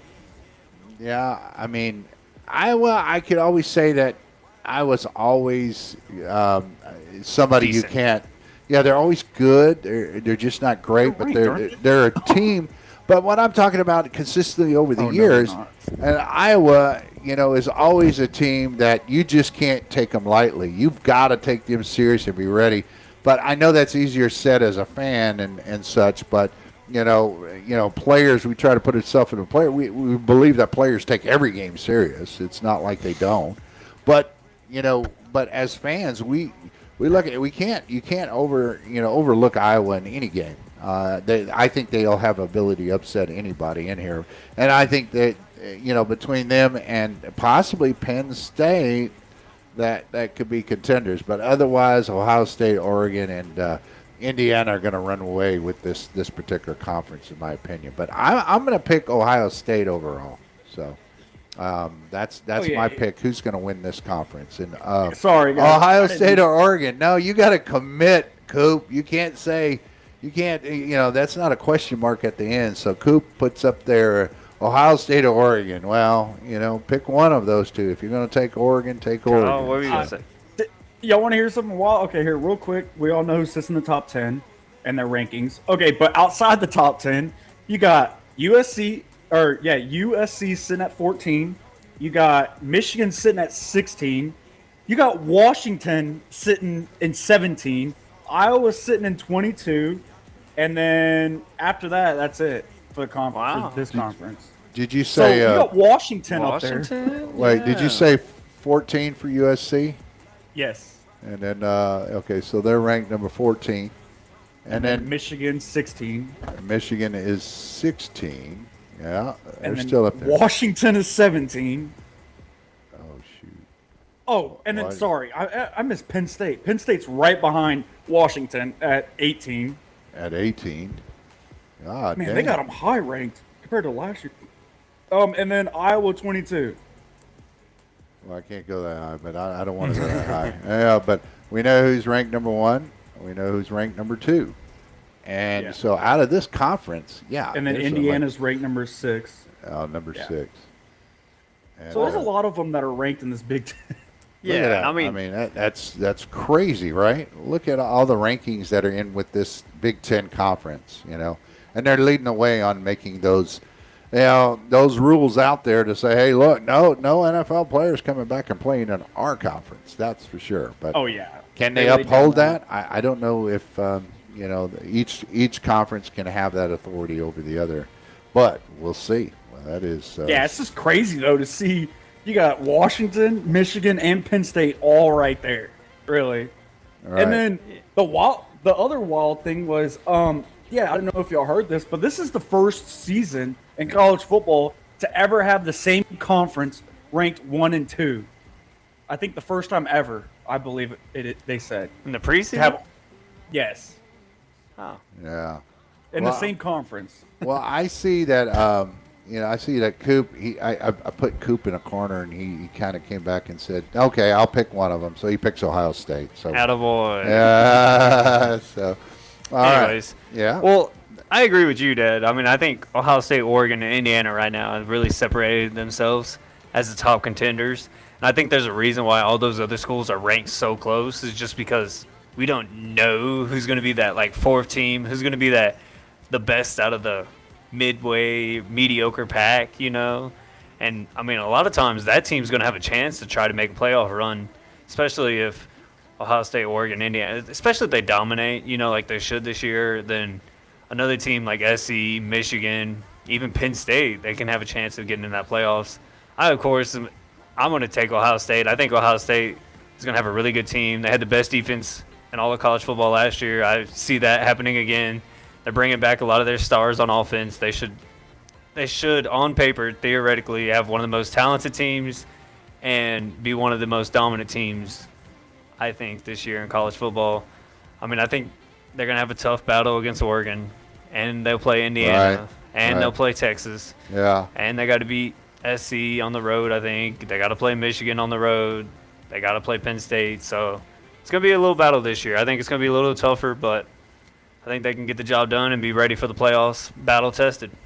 Yes, sir. Yes, sir. So, all right. Well, we'll get on to the next one. I know that our names yeah, there's kinda, like 20 other conferences. We gotta. Yeah. So. Oh, this is our favorite conference right here. Well, I can make It this should be pretty short. It should be the Conference USA, but Oh, I'm sorry. I'll go back. the script, My but bad. sorry. Yeah. Yeah, because somehow in order. it got shifted on me, so I don't know. So Conference USA. It should be all in ABC There we go. order. There we go. All right, in alphabetical order. You're saying? Oh man, hey, yeah. Don't sleep. Hey, y'all don't sleep on Sam Houston. Oh, I don't like Sam Houston. Nah, there's only one team that really stands, or two maybe that stands out. And that Crenshaw had a good season last year. They were the best team, I believe. They won out, I believe. No, I think wanna Jack say. State won conference, didn't they? No, Crenshaw was undefeated or something like. They had a No. crazy record. No, Kinshaw was not that good. Yes. No, they weren't. Look it up. Fight me. Fight. Anyways, I honestly don't even know that much about a lot of these teams. Yeah, I don't either. Don't sleep I'm on like- Liberty. Liberty's got got it. Let me the look. finances to bring some good players. Crenshaw I'm taking Kinshaw State, though. You're taking I Kinshaw think State. they are the best team in this conference. I still argue with Kyle. I don't think they had a great record last year, but They won. Yeah, but they had a decent record. Yeah. They were 10-4. Yeah, Sorry, they had a decent record, 10-4. they were undefeated. Yeah, Garrett, you're going with Kennesaw State. And let's see what is Coop saying in here. Oh, he hasn't talked to us yet. what do you But got? yeah, well, with me, I'm always looking and searching and thinking, outside the box a little bit and see what happens here. But for me, I'm going with in this particular conference. I'm going to go with the underdog altogether, and I think it's going to be Jacksonville State and Jacksonville State. I always want to say Jackson You State. copying me? Yeah, well, I guess I am. But out of this, I mean, I still think the competitors are going to be there. Liberty, this whole thing about the money, we talked about conference money and the big endowments and things like that. Now, Liberty does have a huge bank to pull from, but it's not as much as what we see from the other teams in the other conferences, the Power Four conferences, in which they have plenty of alumni money and other booster money that can pull those players in. And so Liberty is going to be kind of left out in the dark. But I think Liberty is probably one of the other teams that we could look at here. But Oh, I'm yeah. taking Jacksonville State. Oh yeah, I'll make this real easy and real simple. I got Jacksonville State. I don't know I don't know much of these teams or their rosters, but I got Jacksonville State. So we got two on there. So actually, Kinshaw. what's odd about this is that we've got, if we take it by vote, me and Kyle voted here with Jacksonville State winning the conference. So. And Garrett was out with Kennesaw State, but Kennesaw State is one of those teams you just don't know about, right? We don't know enough to know how that's going to play out, right? Yep. All right, next conference. Hopefully, I got them in order now. I don't know if I do or not. It's the MAC. Yeah, it should be Yeah, Mountain West. Mountain West. It should be the MAC. No, it should Yeah. be the MAC, not the Mountain West. Yeah, well, I mean that's the MAC. Didn't we go over the MAC or not? No. No. Oh, okay. Well, then we'll bring in the MAC. There it is. MAC College. Hey. I hate the Mac. Yeah. Oh, so- well, I can make it This very one easy. got my scratching the head. I'm a little confused on this one, man. It's like, what? Oh, I got UMass winning it. Okay, not UMass. UMass is the worst team, I think, in all of college football. But I got Ohio winning this by far. Okay. Western Michigan has been pretty well though in the past seasons. Miami, Ohio. Ohio's been decent. Bowling Green, I don't really know much about them. I don't think they've done very well. They're in Ohio, right, Garrett? Yeah, they're in Ohio. And So it's Ball State, I think. Yeah, but Ohio's the only team Yeah. I should know about, really. the Bobcats. Hey, I like the like the mascot. But yeah, this is one that, again, another one you could probably throw a dart by, and put it a dart at, put it on a dartboard, throw the dart, and see where it lands. And so all right, Kyle, who did you have? Ohio. Ohio. But Western Michigan was the better team last year. But, Western Ohio. Michigan. Were they? Ohio. Yeah, they won it. Yeah. Oh. Western Michigan, but it doesn't always mean that's going to translate over into this season. So I'm with Kyle on this one. I like Ohio on this one. I think Ohio was on the upswing there, and so we'll see how that turns out. Hey, the Bobcats were pretty good last year, yeah. Ohio was good. I'm going to go for a little slightly offbeat here. I'm going to go with Bowling Green. I think Bowling Green had a decent year last year. I think they turned it around. They win the MAC this year. All right, so you're checking off Bowling Green there. So, all right. Go bowling. Yeah, let's go bowling. But, but our pick on this one is, Ohio, if we go with a 2-1 vote, the motion carries. Ohio wins the conference. We'll see, Kyle, how that turns out. I can't believe we're on the same page on that one. Okay, yeah, last year in the championship, you had Miami, Ohio versus Western Michigan, actually. Yeah.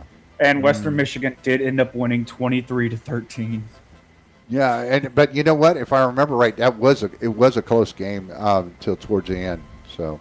I'm changing my vote. Yeah. Not as close as Crenshaw and Crenshaw State and Jacksonville State. It was Wow.19-15. Crenshaw State won. So I was like, dang, you're talking about a battle. Now, this one we all kind of went different directions, I think. So we'll change my vote now. Yeah, you're changing your vote. Yeah, I didn't realize there was one team on here that I didn't realize the Change Conference even moved up to FBS. So, yeah, originally I was thinking San Jose State. I didn't think they had a bad team last year. I thought they could put something together that would be really good. Beat UNLV. Boise State now left the conference, so that kind of opens the door for teams like UNLV, San Jose State. The team I want to win, and I think will win, is North Dakota State. You're changing your after dominating at the FCS level. Oh, we're on Mountain West now. Hey. Yeah, Kyle. They're going to do great in the Mountain West. I was paying attention, I promise you. So that's good. Hopefully the fans are out there staying awake. I know, guys, this is a long episode. Sam Houston State comeback year. Yeah. And then that was Coop, and Coop saying also that he thinks those two with Toledo. I guess it was a little, but North Dakota State. Cooper agrees with you on this one. Yeah, they'll sleep on the Bison. You're so wrong. No, Boise State's not in the conference no more, guys. They're gonna understand that. Who has the most money? No. Well, I mean,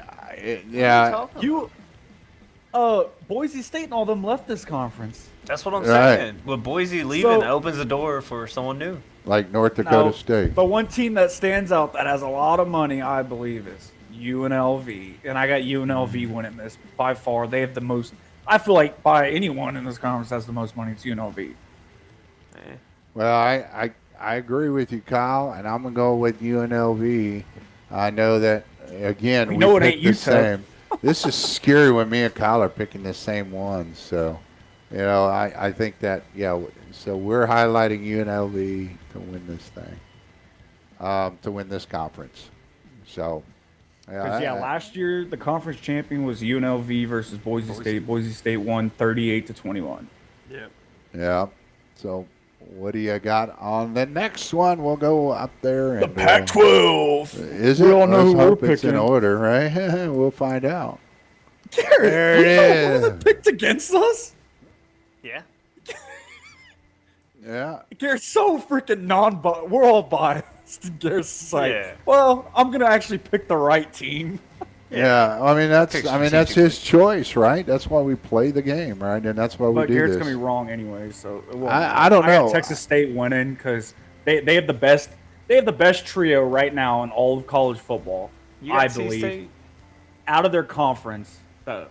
Yeah, and I'm the same way. I'm with Texas State. I think with this conference opens the door, but I do tend to say that the next best team in my mind would also be Boise State coming in. But but I'm taking my alma mater, baby. Yeah, I'm taking the Bobcats. Who picked San Diego State? No, I'm joking. Somebody's gonna see it like. All right, what are you gonna pick, Garrett? And Texas State for Cooper. There you go. Bobcats all the way. Of course, I'm pulling for Texas State, and I think they will do really well this year. New conference, as long as they're able to travel well, because a lot of flying, because that's some far games for them for sure. But yeah, I'm hoping Texas State pulls it out. I strategically don't think they will. I think they'll get second this year. They'll have a good season, but not get it completely done. I actually have Boise State winning this conference. I just think they're the most overall complete team. All right. Right now, based off the last few years and what they got coming up to the table. Hey, stay tuned, guys. Too, we're going to be doing our pick'ems. It'll be coming up soon, so stay with us here. Yeah. All right. So, exciting. So with this though, again, me and Kyle, it's kind of unbelievable that we. Wait, who won the Pac-12 last year? No, I'm joking. Yeah. It was only 2 teams. Texas State. Or Washington. We're picking Texas State with a vote of 2-1. But I think Boise State is going to be right there if they don't win it. But if Texas State doesn't win it, it'll don't be. Sleep on Wazoo. Yeah. Yeah, but the crazy fact about and Texas we have, State. Naomi picks Texas State on this one. She's tuned in, so. Hey, Naomi. Yeah. Hey. Yeah, now, she goes to Texas State right now. Kaylee to come in. They're probably waiting for the pick'ems or something. I heard them run around on the mule or something. But all right, so. What the heck? Something fell down in there. Something fell. Yep, something fell in there. I heard a Dang bump. it, Garrett, better not be in my car. Yeah. All right. All right. Next up. All right. Next up, then we have the SEC. Man, I hate this conference. Southeastern Conference. Yeah, who was in the conference championship last year for SEC? It was Georgia. Versus who? Might be a shocker, actually. Alabama, right? Yep. It was 28-7. Yeah, I remember. Bama won. No, I'm joking. No, they didn't. No, they didn't. God, who did I even pick? Oh, dang, I went against my own school, I think. Yeah, that's crazy. All right. That's wild. LSU's going to be up there on top. Georgia is always going to be on top, I feel like. Georgia's really good. Kirby Smart is probably... I believe Kirby Smart is the best coach in college football right now. He's learned from all the greats. But I got UT winning this. He had a good mentor, really, and a good person that taught him the ways, really. He worked under Nick Saban for a little bit. Yeah. Which he definitely learned a lot working with him. But yeah, I really like this offense and this defense for UT. Great offense. I feel like some key players definitely coming back. All right.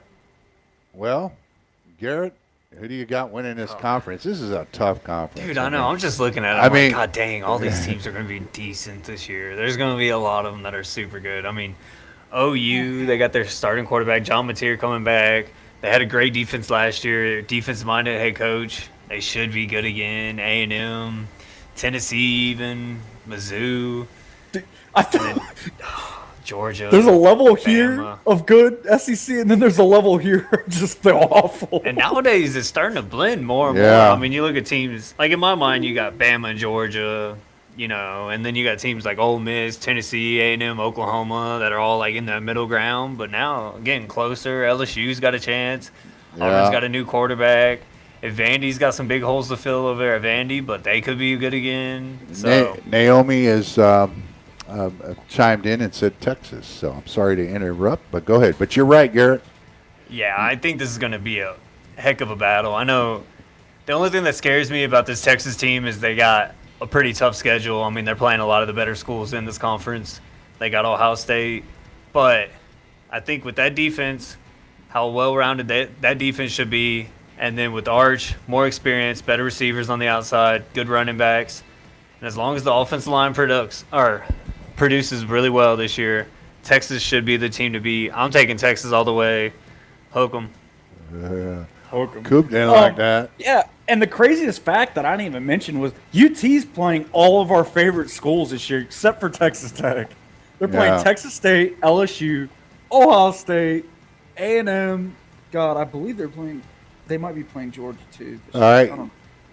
Yeah, what I'm looking at is for this. I mean, I'm actually looking at 4 teams that are. I think 4 teams that'll be the top 4 out of this conference is going to be between Alabama, Georgia.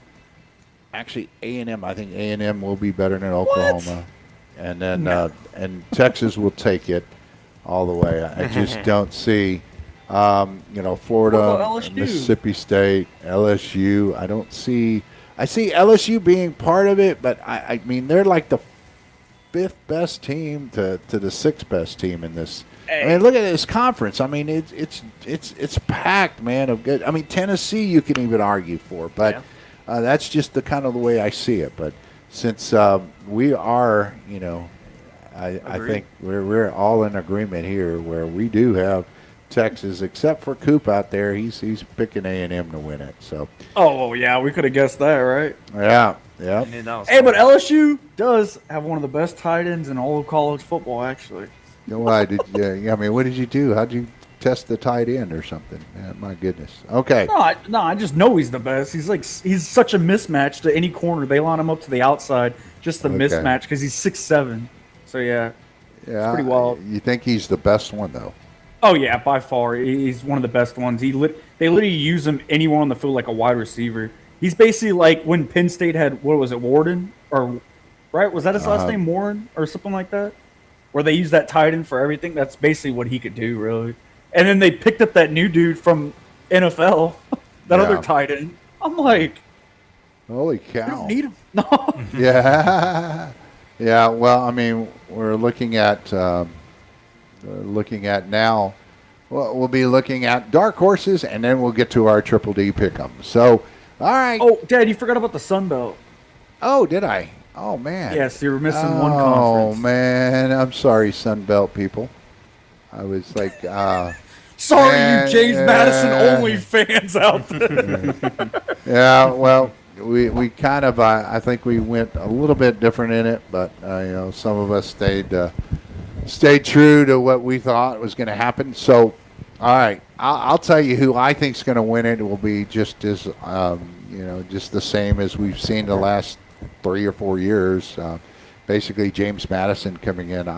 I'm taking James Madison. I just think they are leaps and bounds still above the rest of the teams in this particular league, this conference, I should say.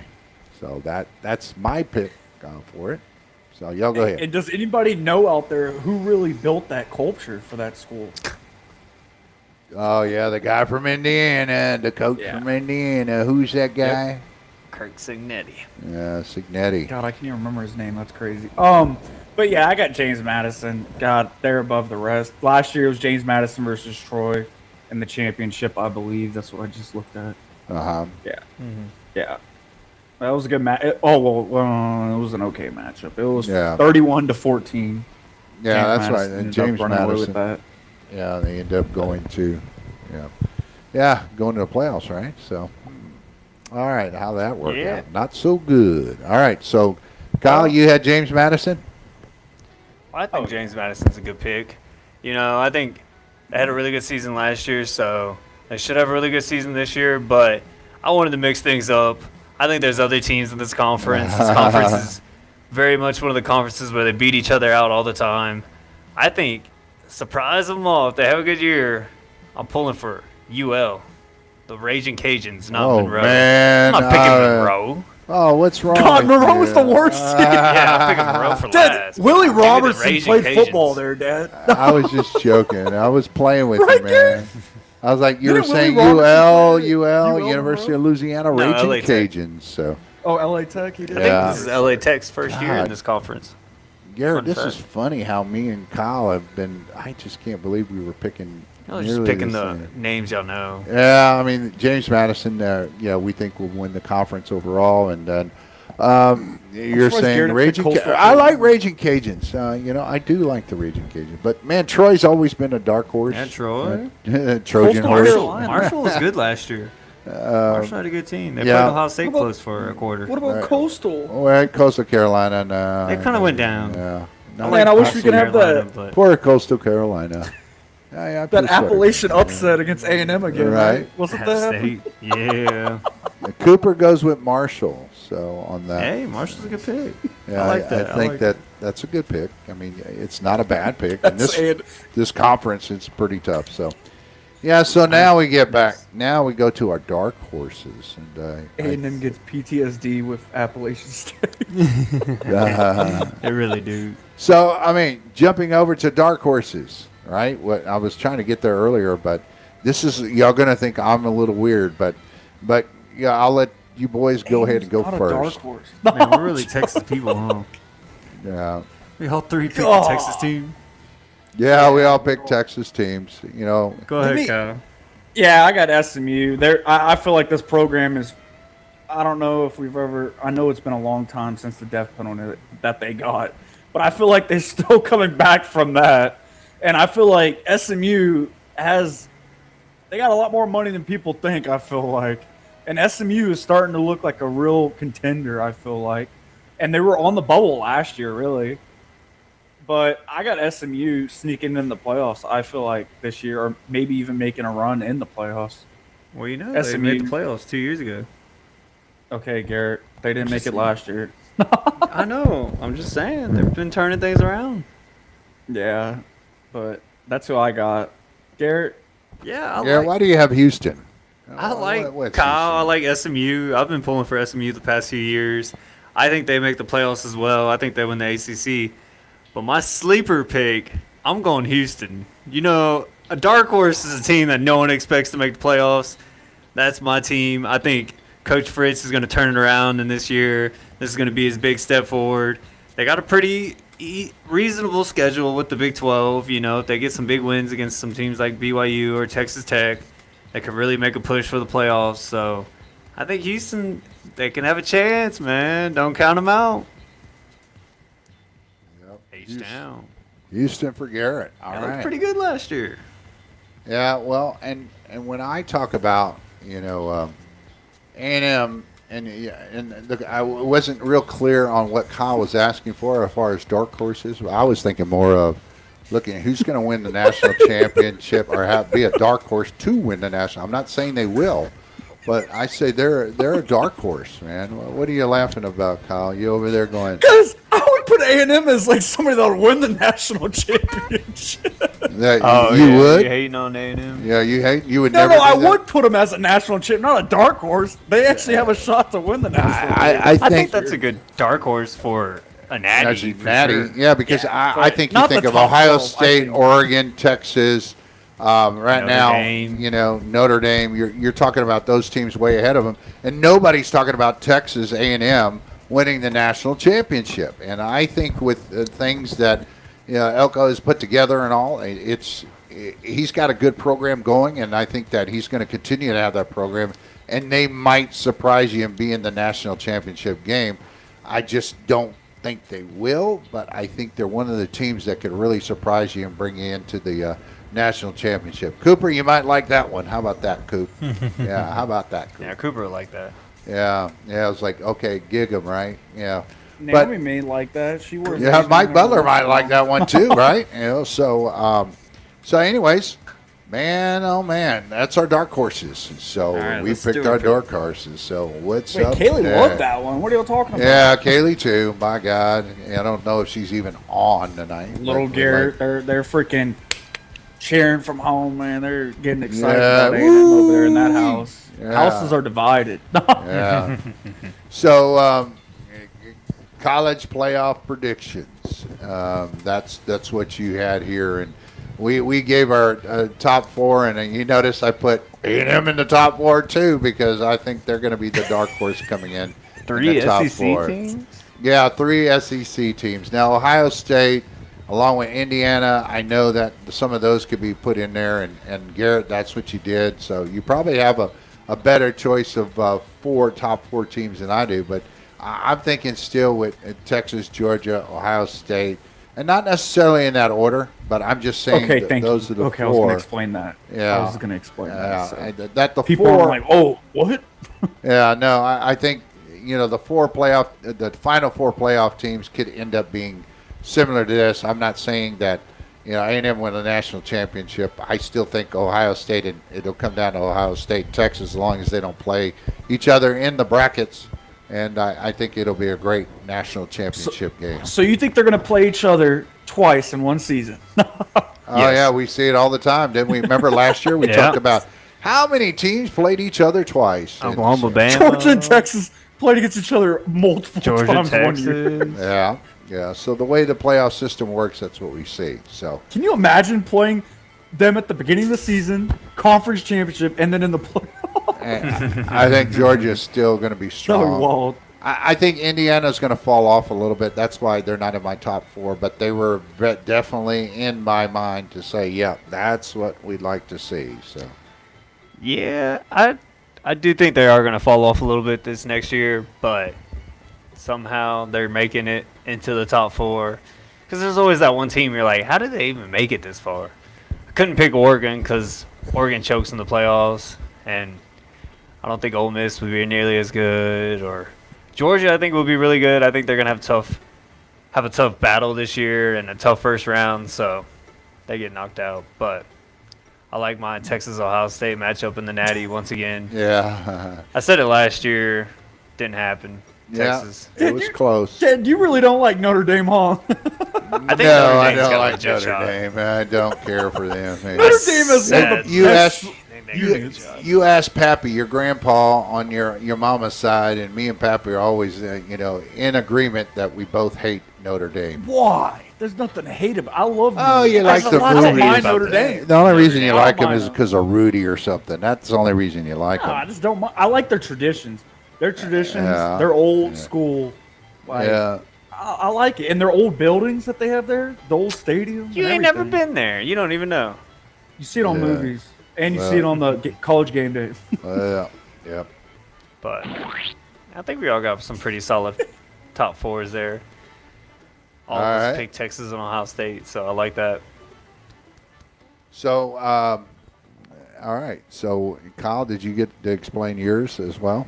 Why you got those in the top 4? It Or how you explains see it, itself. They're good. All right. No, I'm We're going on. Well, I'm good with that, man. If you say, hey, yeah, we're pretty close on a lot of the teams. They you all know, have veteran, you know. or they all have really good quarterbacks. Really, the only Yeah. young quarterback is Notre Dame's CJ Carr. It's a second. He's not year. even young. Well, he's a sophomore, a redshirt Yeah. sophomore.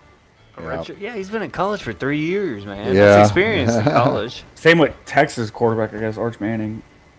Yeah, Archie's Yep. been 3, around for right? a while. 2, 3. 3. Hey, mark my words. Arch Manning's going to the Dallas Cowboys after this season, I hope. I Wow. hope no. I don't think. I hope not. Well, I hope we don't have an early enough draft pick to pick them because we're so good this year. All right. All All right. right, what's So next? we'll move on right now, and we'll move on to our pick'em games. And here's our pick'em games. Triple D pick'em, and you got North Carolina at TCU. Got the times and the networks. Kyle did a nice job putting that Oh, it did all do that the information networks, out. So, I'm sorry. Let me It get did that a do the little bit. networks. Yeah. Sometimes it doesn't. But Yeah, but we got the information there. Sometimes you don't even know what network they're going to end up being on. But Oh, yeah, I know it. Oh, Coop, I got to put this up there for Coop. He said A&M, Georgia, Ohio State, and Oregon. Not bad. I mean, you could go with that. That's not bad. No, all right, well, he we're just coming doesn't up to our like last Texas. segment, guys. Yeah, this is it. If And y'all got any questions? yeah, okay. Well, come along and pick with us as we come in.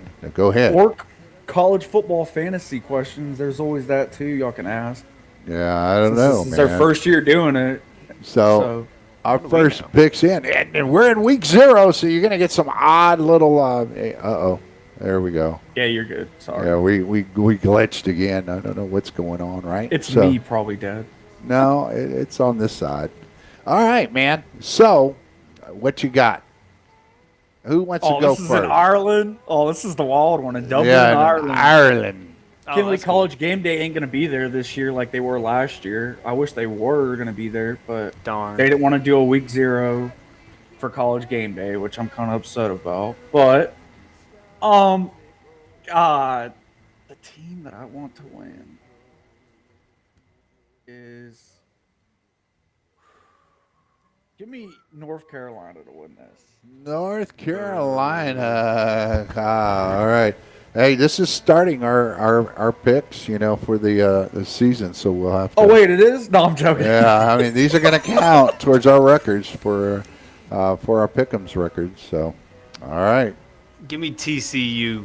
TCU for Garrett Dietert. Yeah, Bill going with the Belichick Texas. still struggling at North Carolina, but I think TCU has a better year this year. So give me the Horned Frogs. Missing some key quarterback and everything. Yeah, well, I mean, but I think quarterbacks. TCU is still better than North. I think North Carolina is just not a very good team, but they have a shot if you look at it. But to win this game, I'm saying they have a shot of winning. But I think TCU will actually win this game in Ireland. Oh, where the leprechauns are. Anybody wanted to pick a pick out there? Yeah, wait, Anybody wanna I leave a got. common? I think Naomi is saying she said tick, but I think she's really meaning TCU. Tick. Yeah, TCU. Tic-tac-toe? Yeah, there she is. Cooper's going with TCU, so we'll show Coop as well. So Coop with TCU as well. Hey, you the X's or O's? No, I'm joking. All right, so we'll. Hey, like football formations, right? Some This is the X's. fun part. We get to look at the teams going head to head, and we didn't have to pick them like we did in our NASCAR duels, but we'll talk about that too later. All right, so this is what I just like. I don't know, buddy. Right now, the odds are at 4. At 4, So who's that's got it?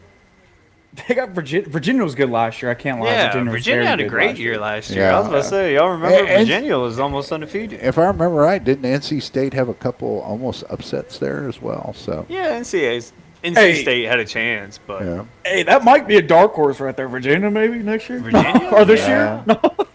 yeah, we didn't talk So- too much about Virginia, especially in the ACC, but Yeah. they almost had a About chance to win the conference. yeah, They choked. yeah. So what do you got, guys? So who's I got- going for it? Garrett? Yeah, I'll go first. Yeah. I'm definitely taking Virginia. I think they're still got some momentum from last year. Got a culture started. This might be their year that they really turn it around. So Yeah. or Really? they go downhill. So we'll see. Can't believe you choose them.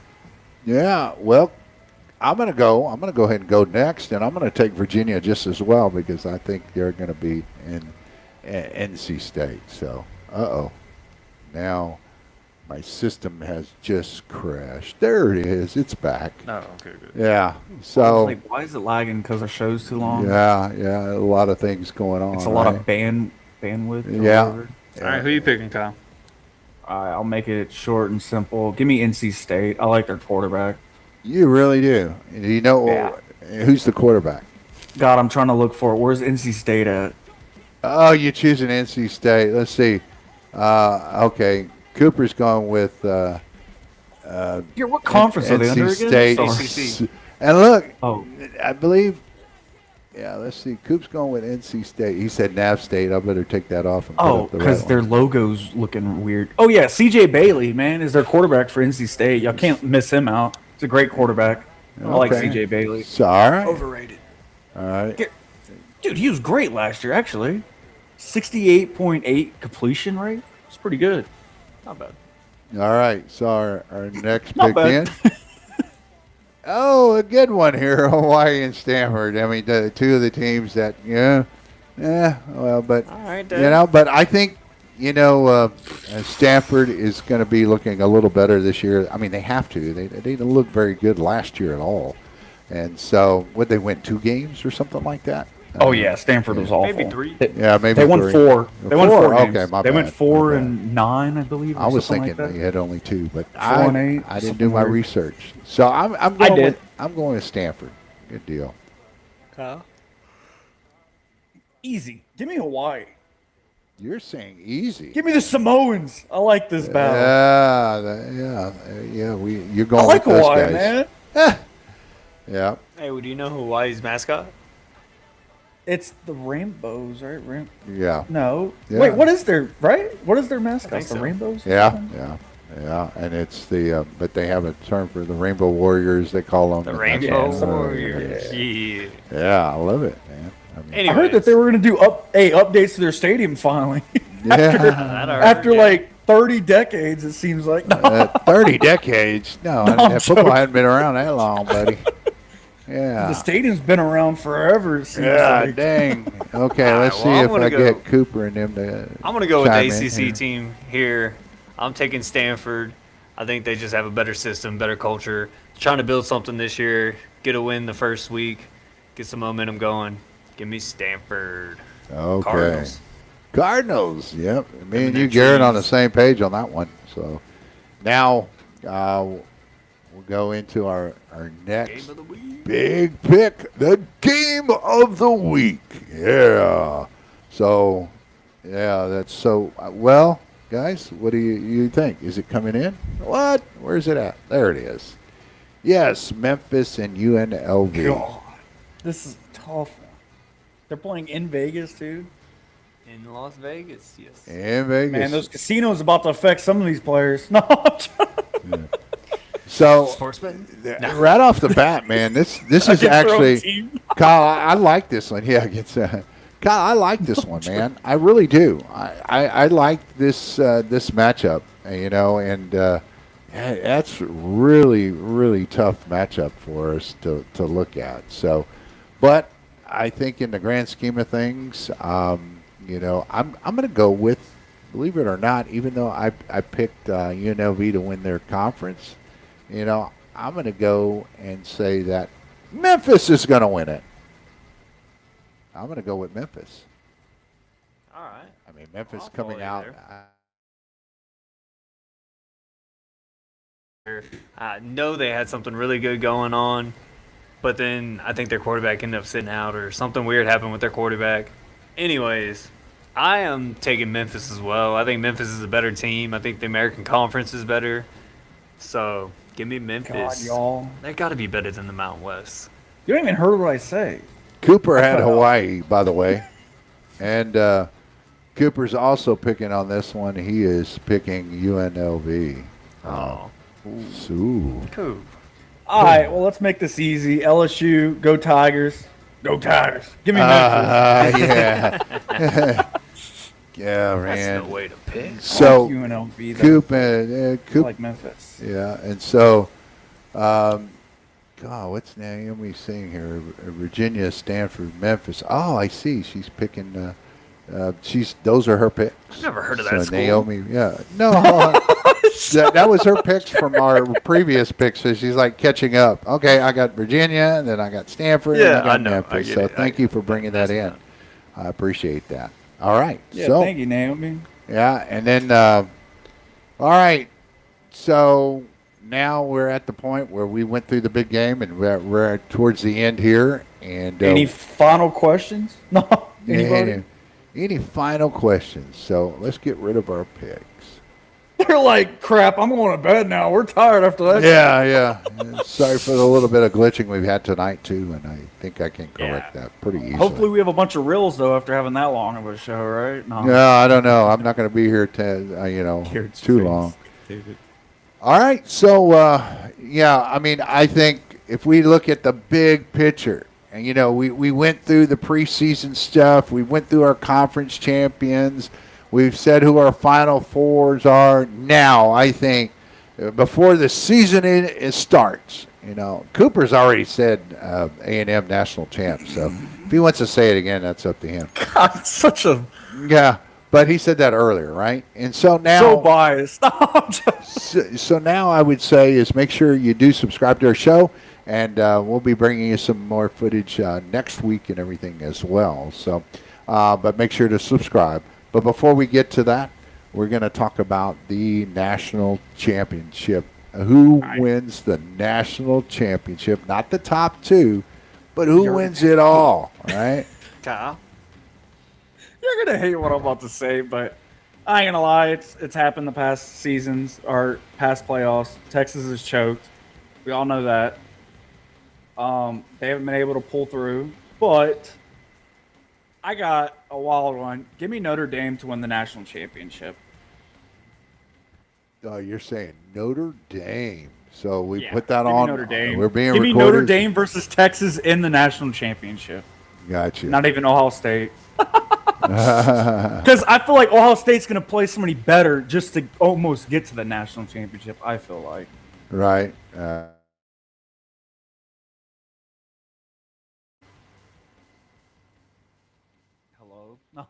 Hello? Anyways, yeah, this is an easy question for me. My outright national championship pick is going to be The Ohio State University. By far, I think they got a complete team, one of the most talented teams in college football. They could put it together, make a run. I mean, we saw it 2 years ago. They even lost to Michigan, turn around, dominate the playoffs, win it all. Last year, couldn't get it done after they had the bye. So this year, I'm actually hoping we don't get a bye. And then we go dominate the playoffs, win a national championship, and bring it home. Back to Columbus. Oh, man. The big talk has been about, I actually think I'd like to see an Ohio State and Texas national championship. Yes. But I want to see, the Horns come through, and I think they will this year. I think the Horns are going to put together a package offensively and defensively. Was it Simmons? That's the linebacker that could really tear things up. And so I'm definitely going to go with the Horns winning the national championship. Yeah. Football back best shows of the year. I don't want to be so biased, though. No, I don't want to be so biased. Yeah. Who said that? Yeah. No, I just got to throw in a wild card, right? Coop says football back best shows of the year. All right. Yeah, we love football. More football. And, hey, thanks for chiming in, Coop and Naomi. We appreciate you coming in and chiming in. Again, I want to hope that my dad gets feeling better. He's 90 years old, and he happens to be over there getting taken care of in Seguin, Texas, and at the hospital. So we're giving a big shout-out for you guys. You call him Opa, and for me, it's this Dad. So hope you're doing better, Dad, if you watch us. All right, so that's it, man.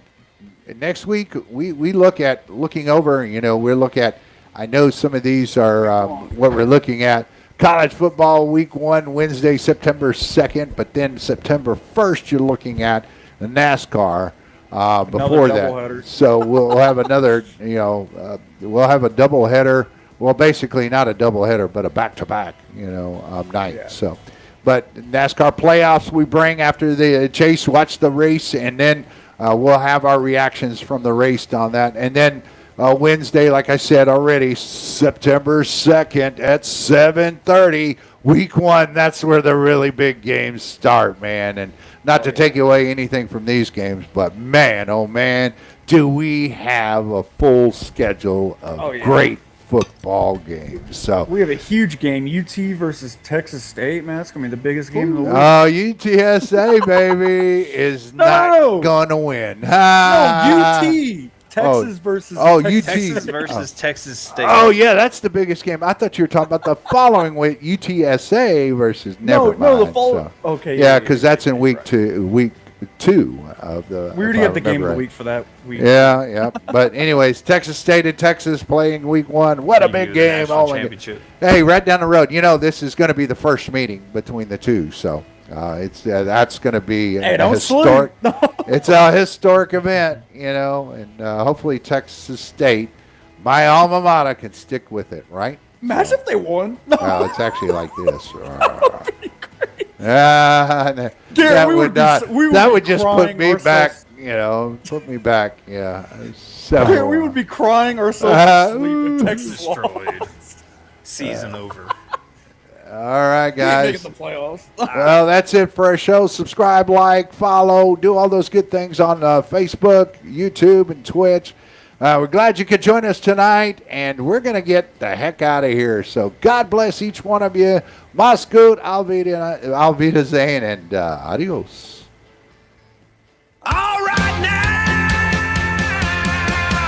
the waiting's over. Y'all know the deal. From the diamond heat to the hardwood steel, Triple D hot takes lighting up the board.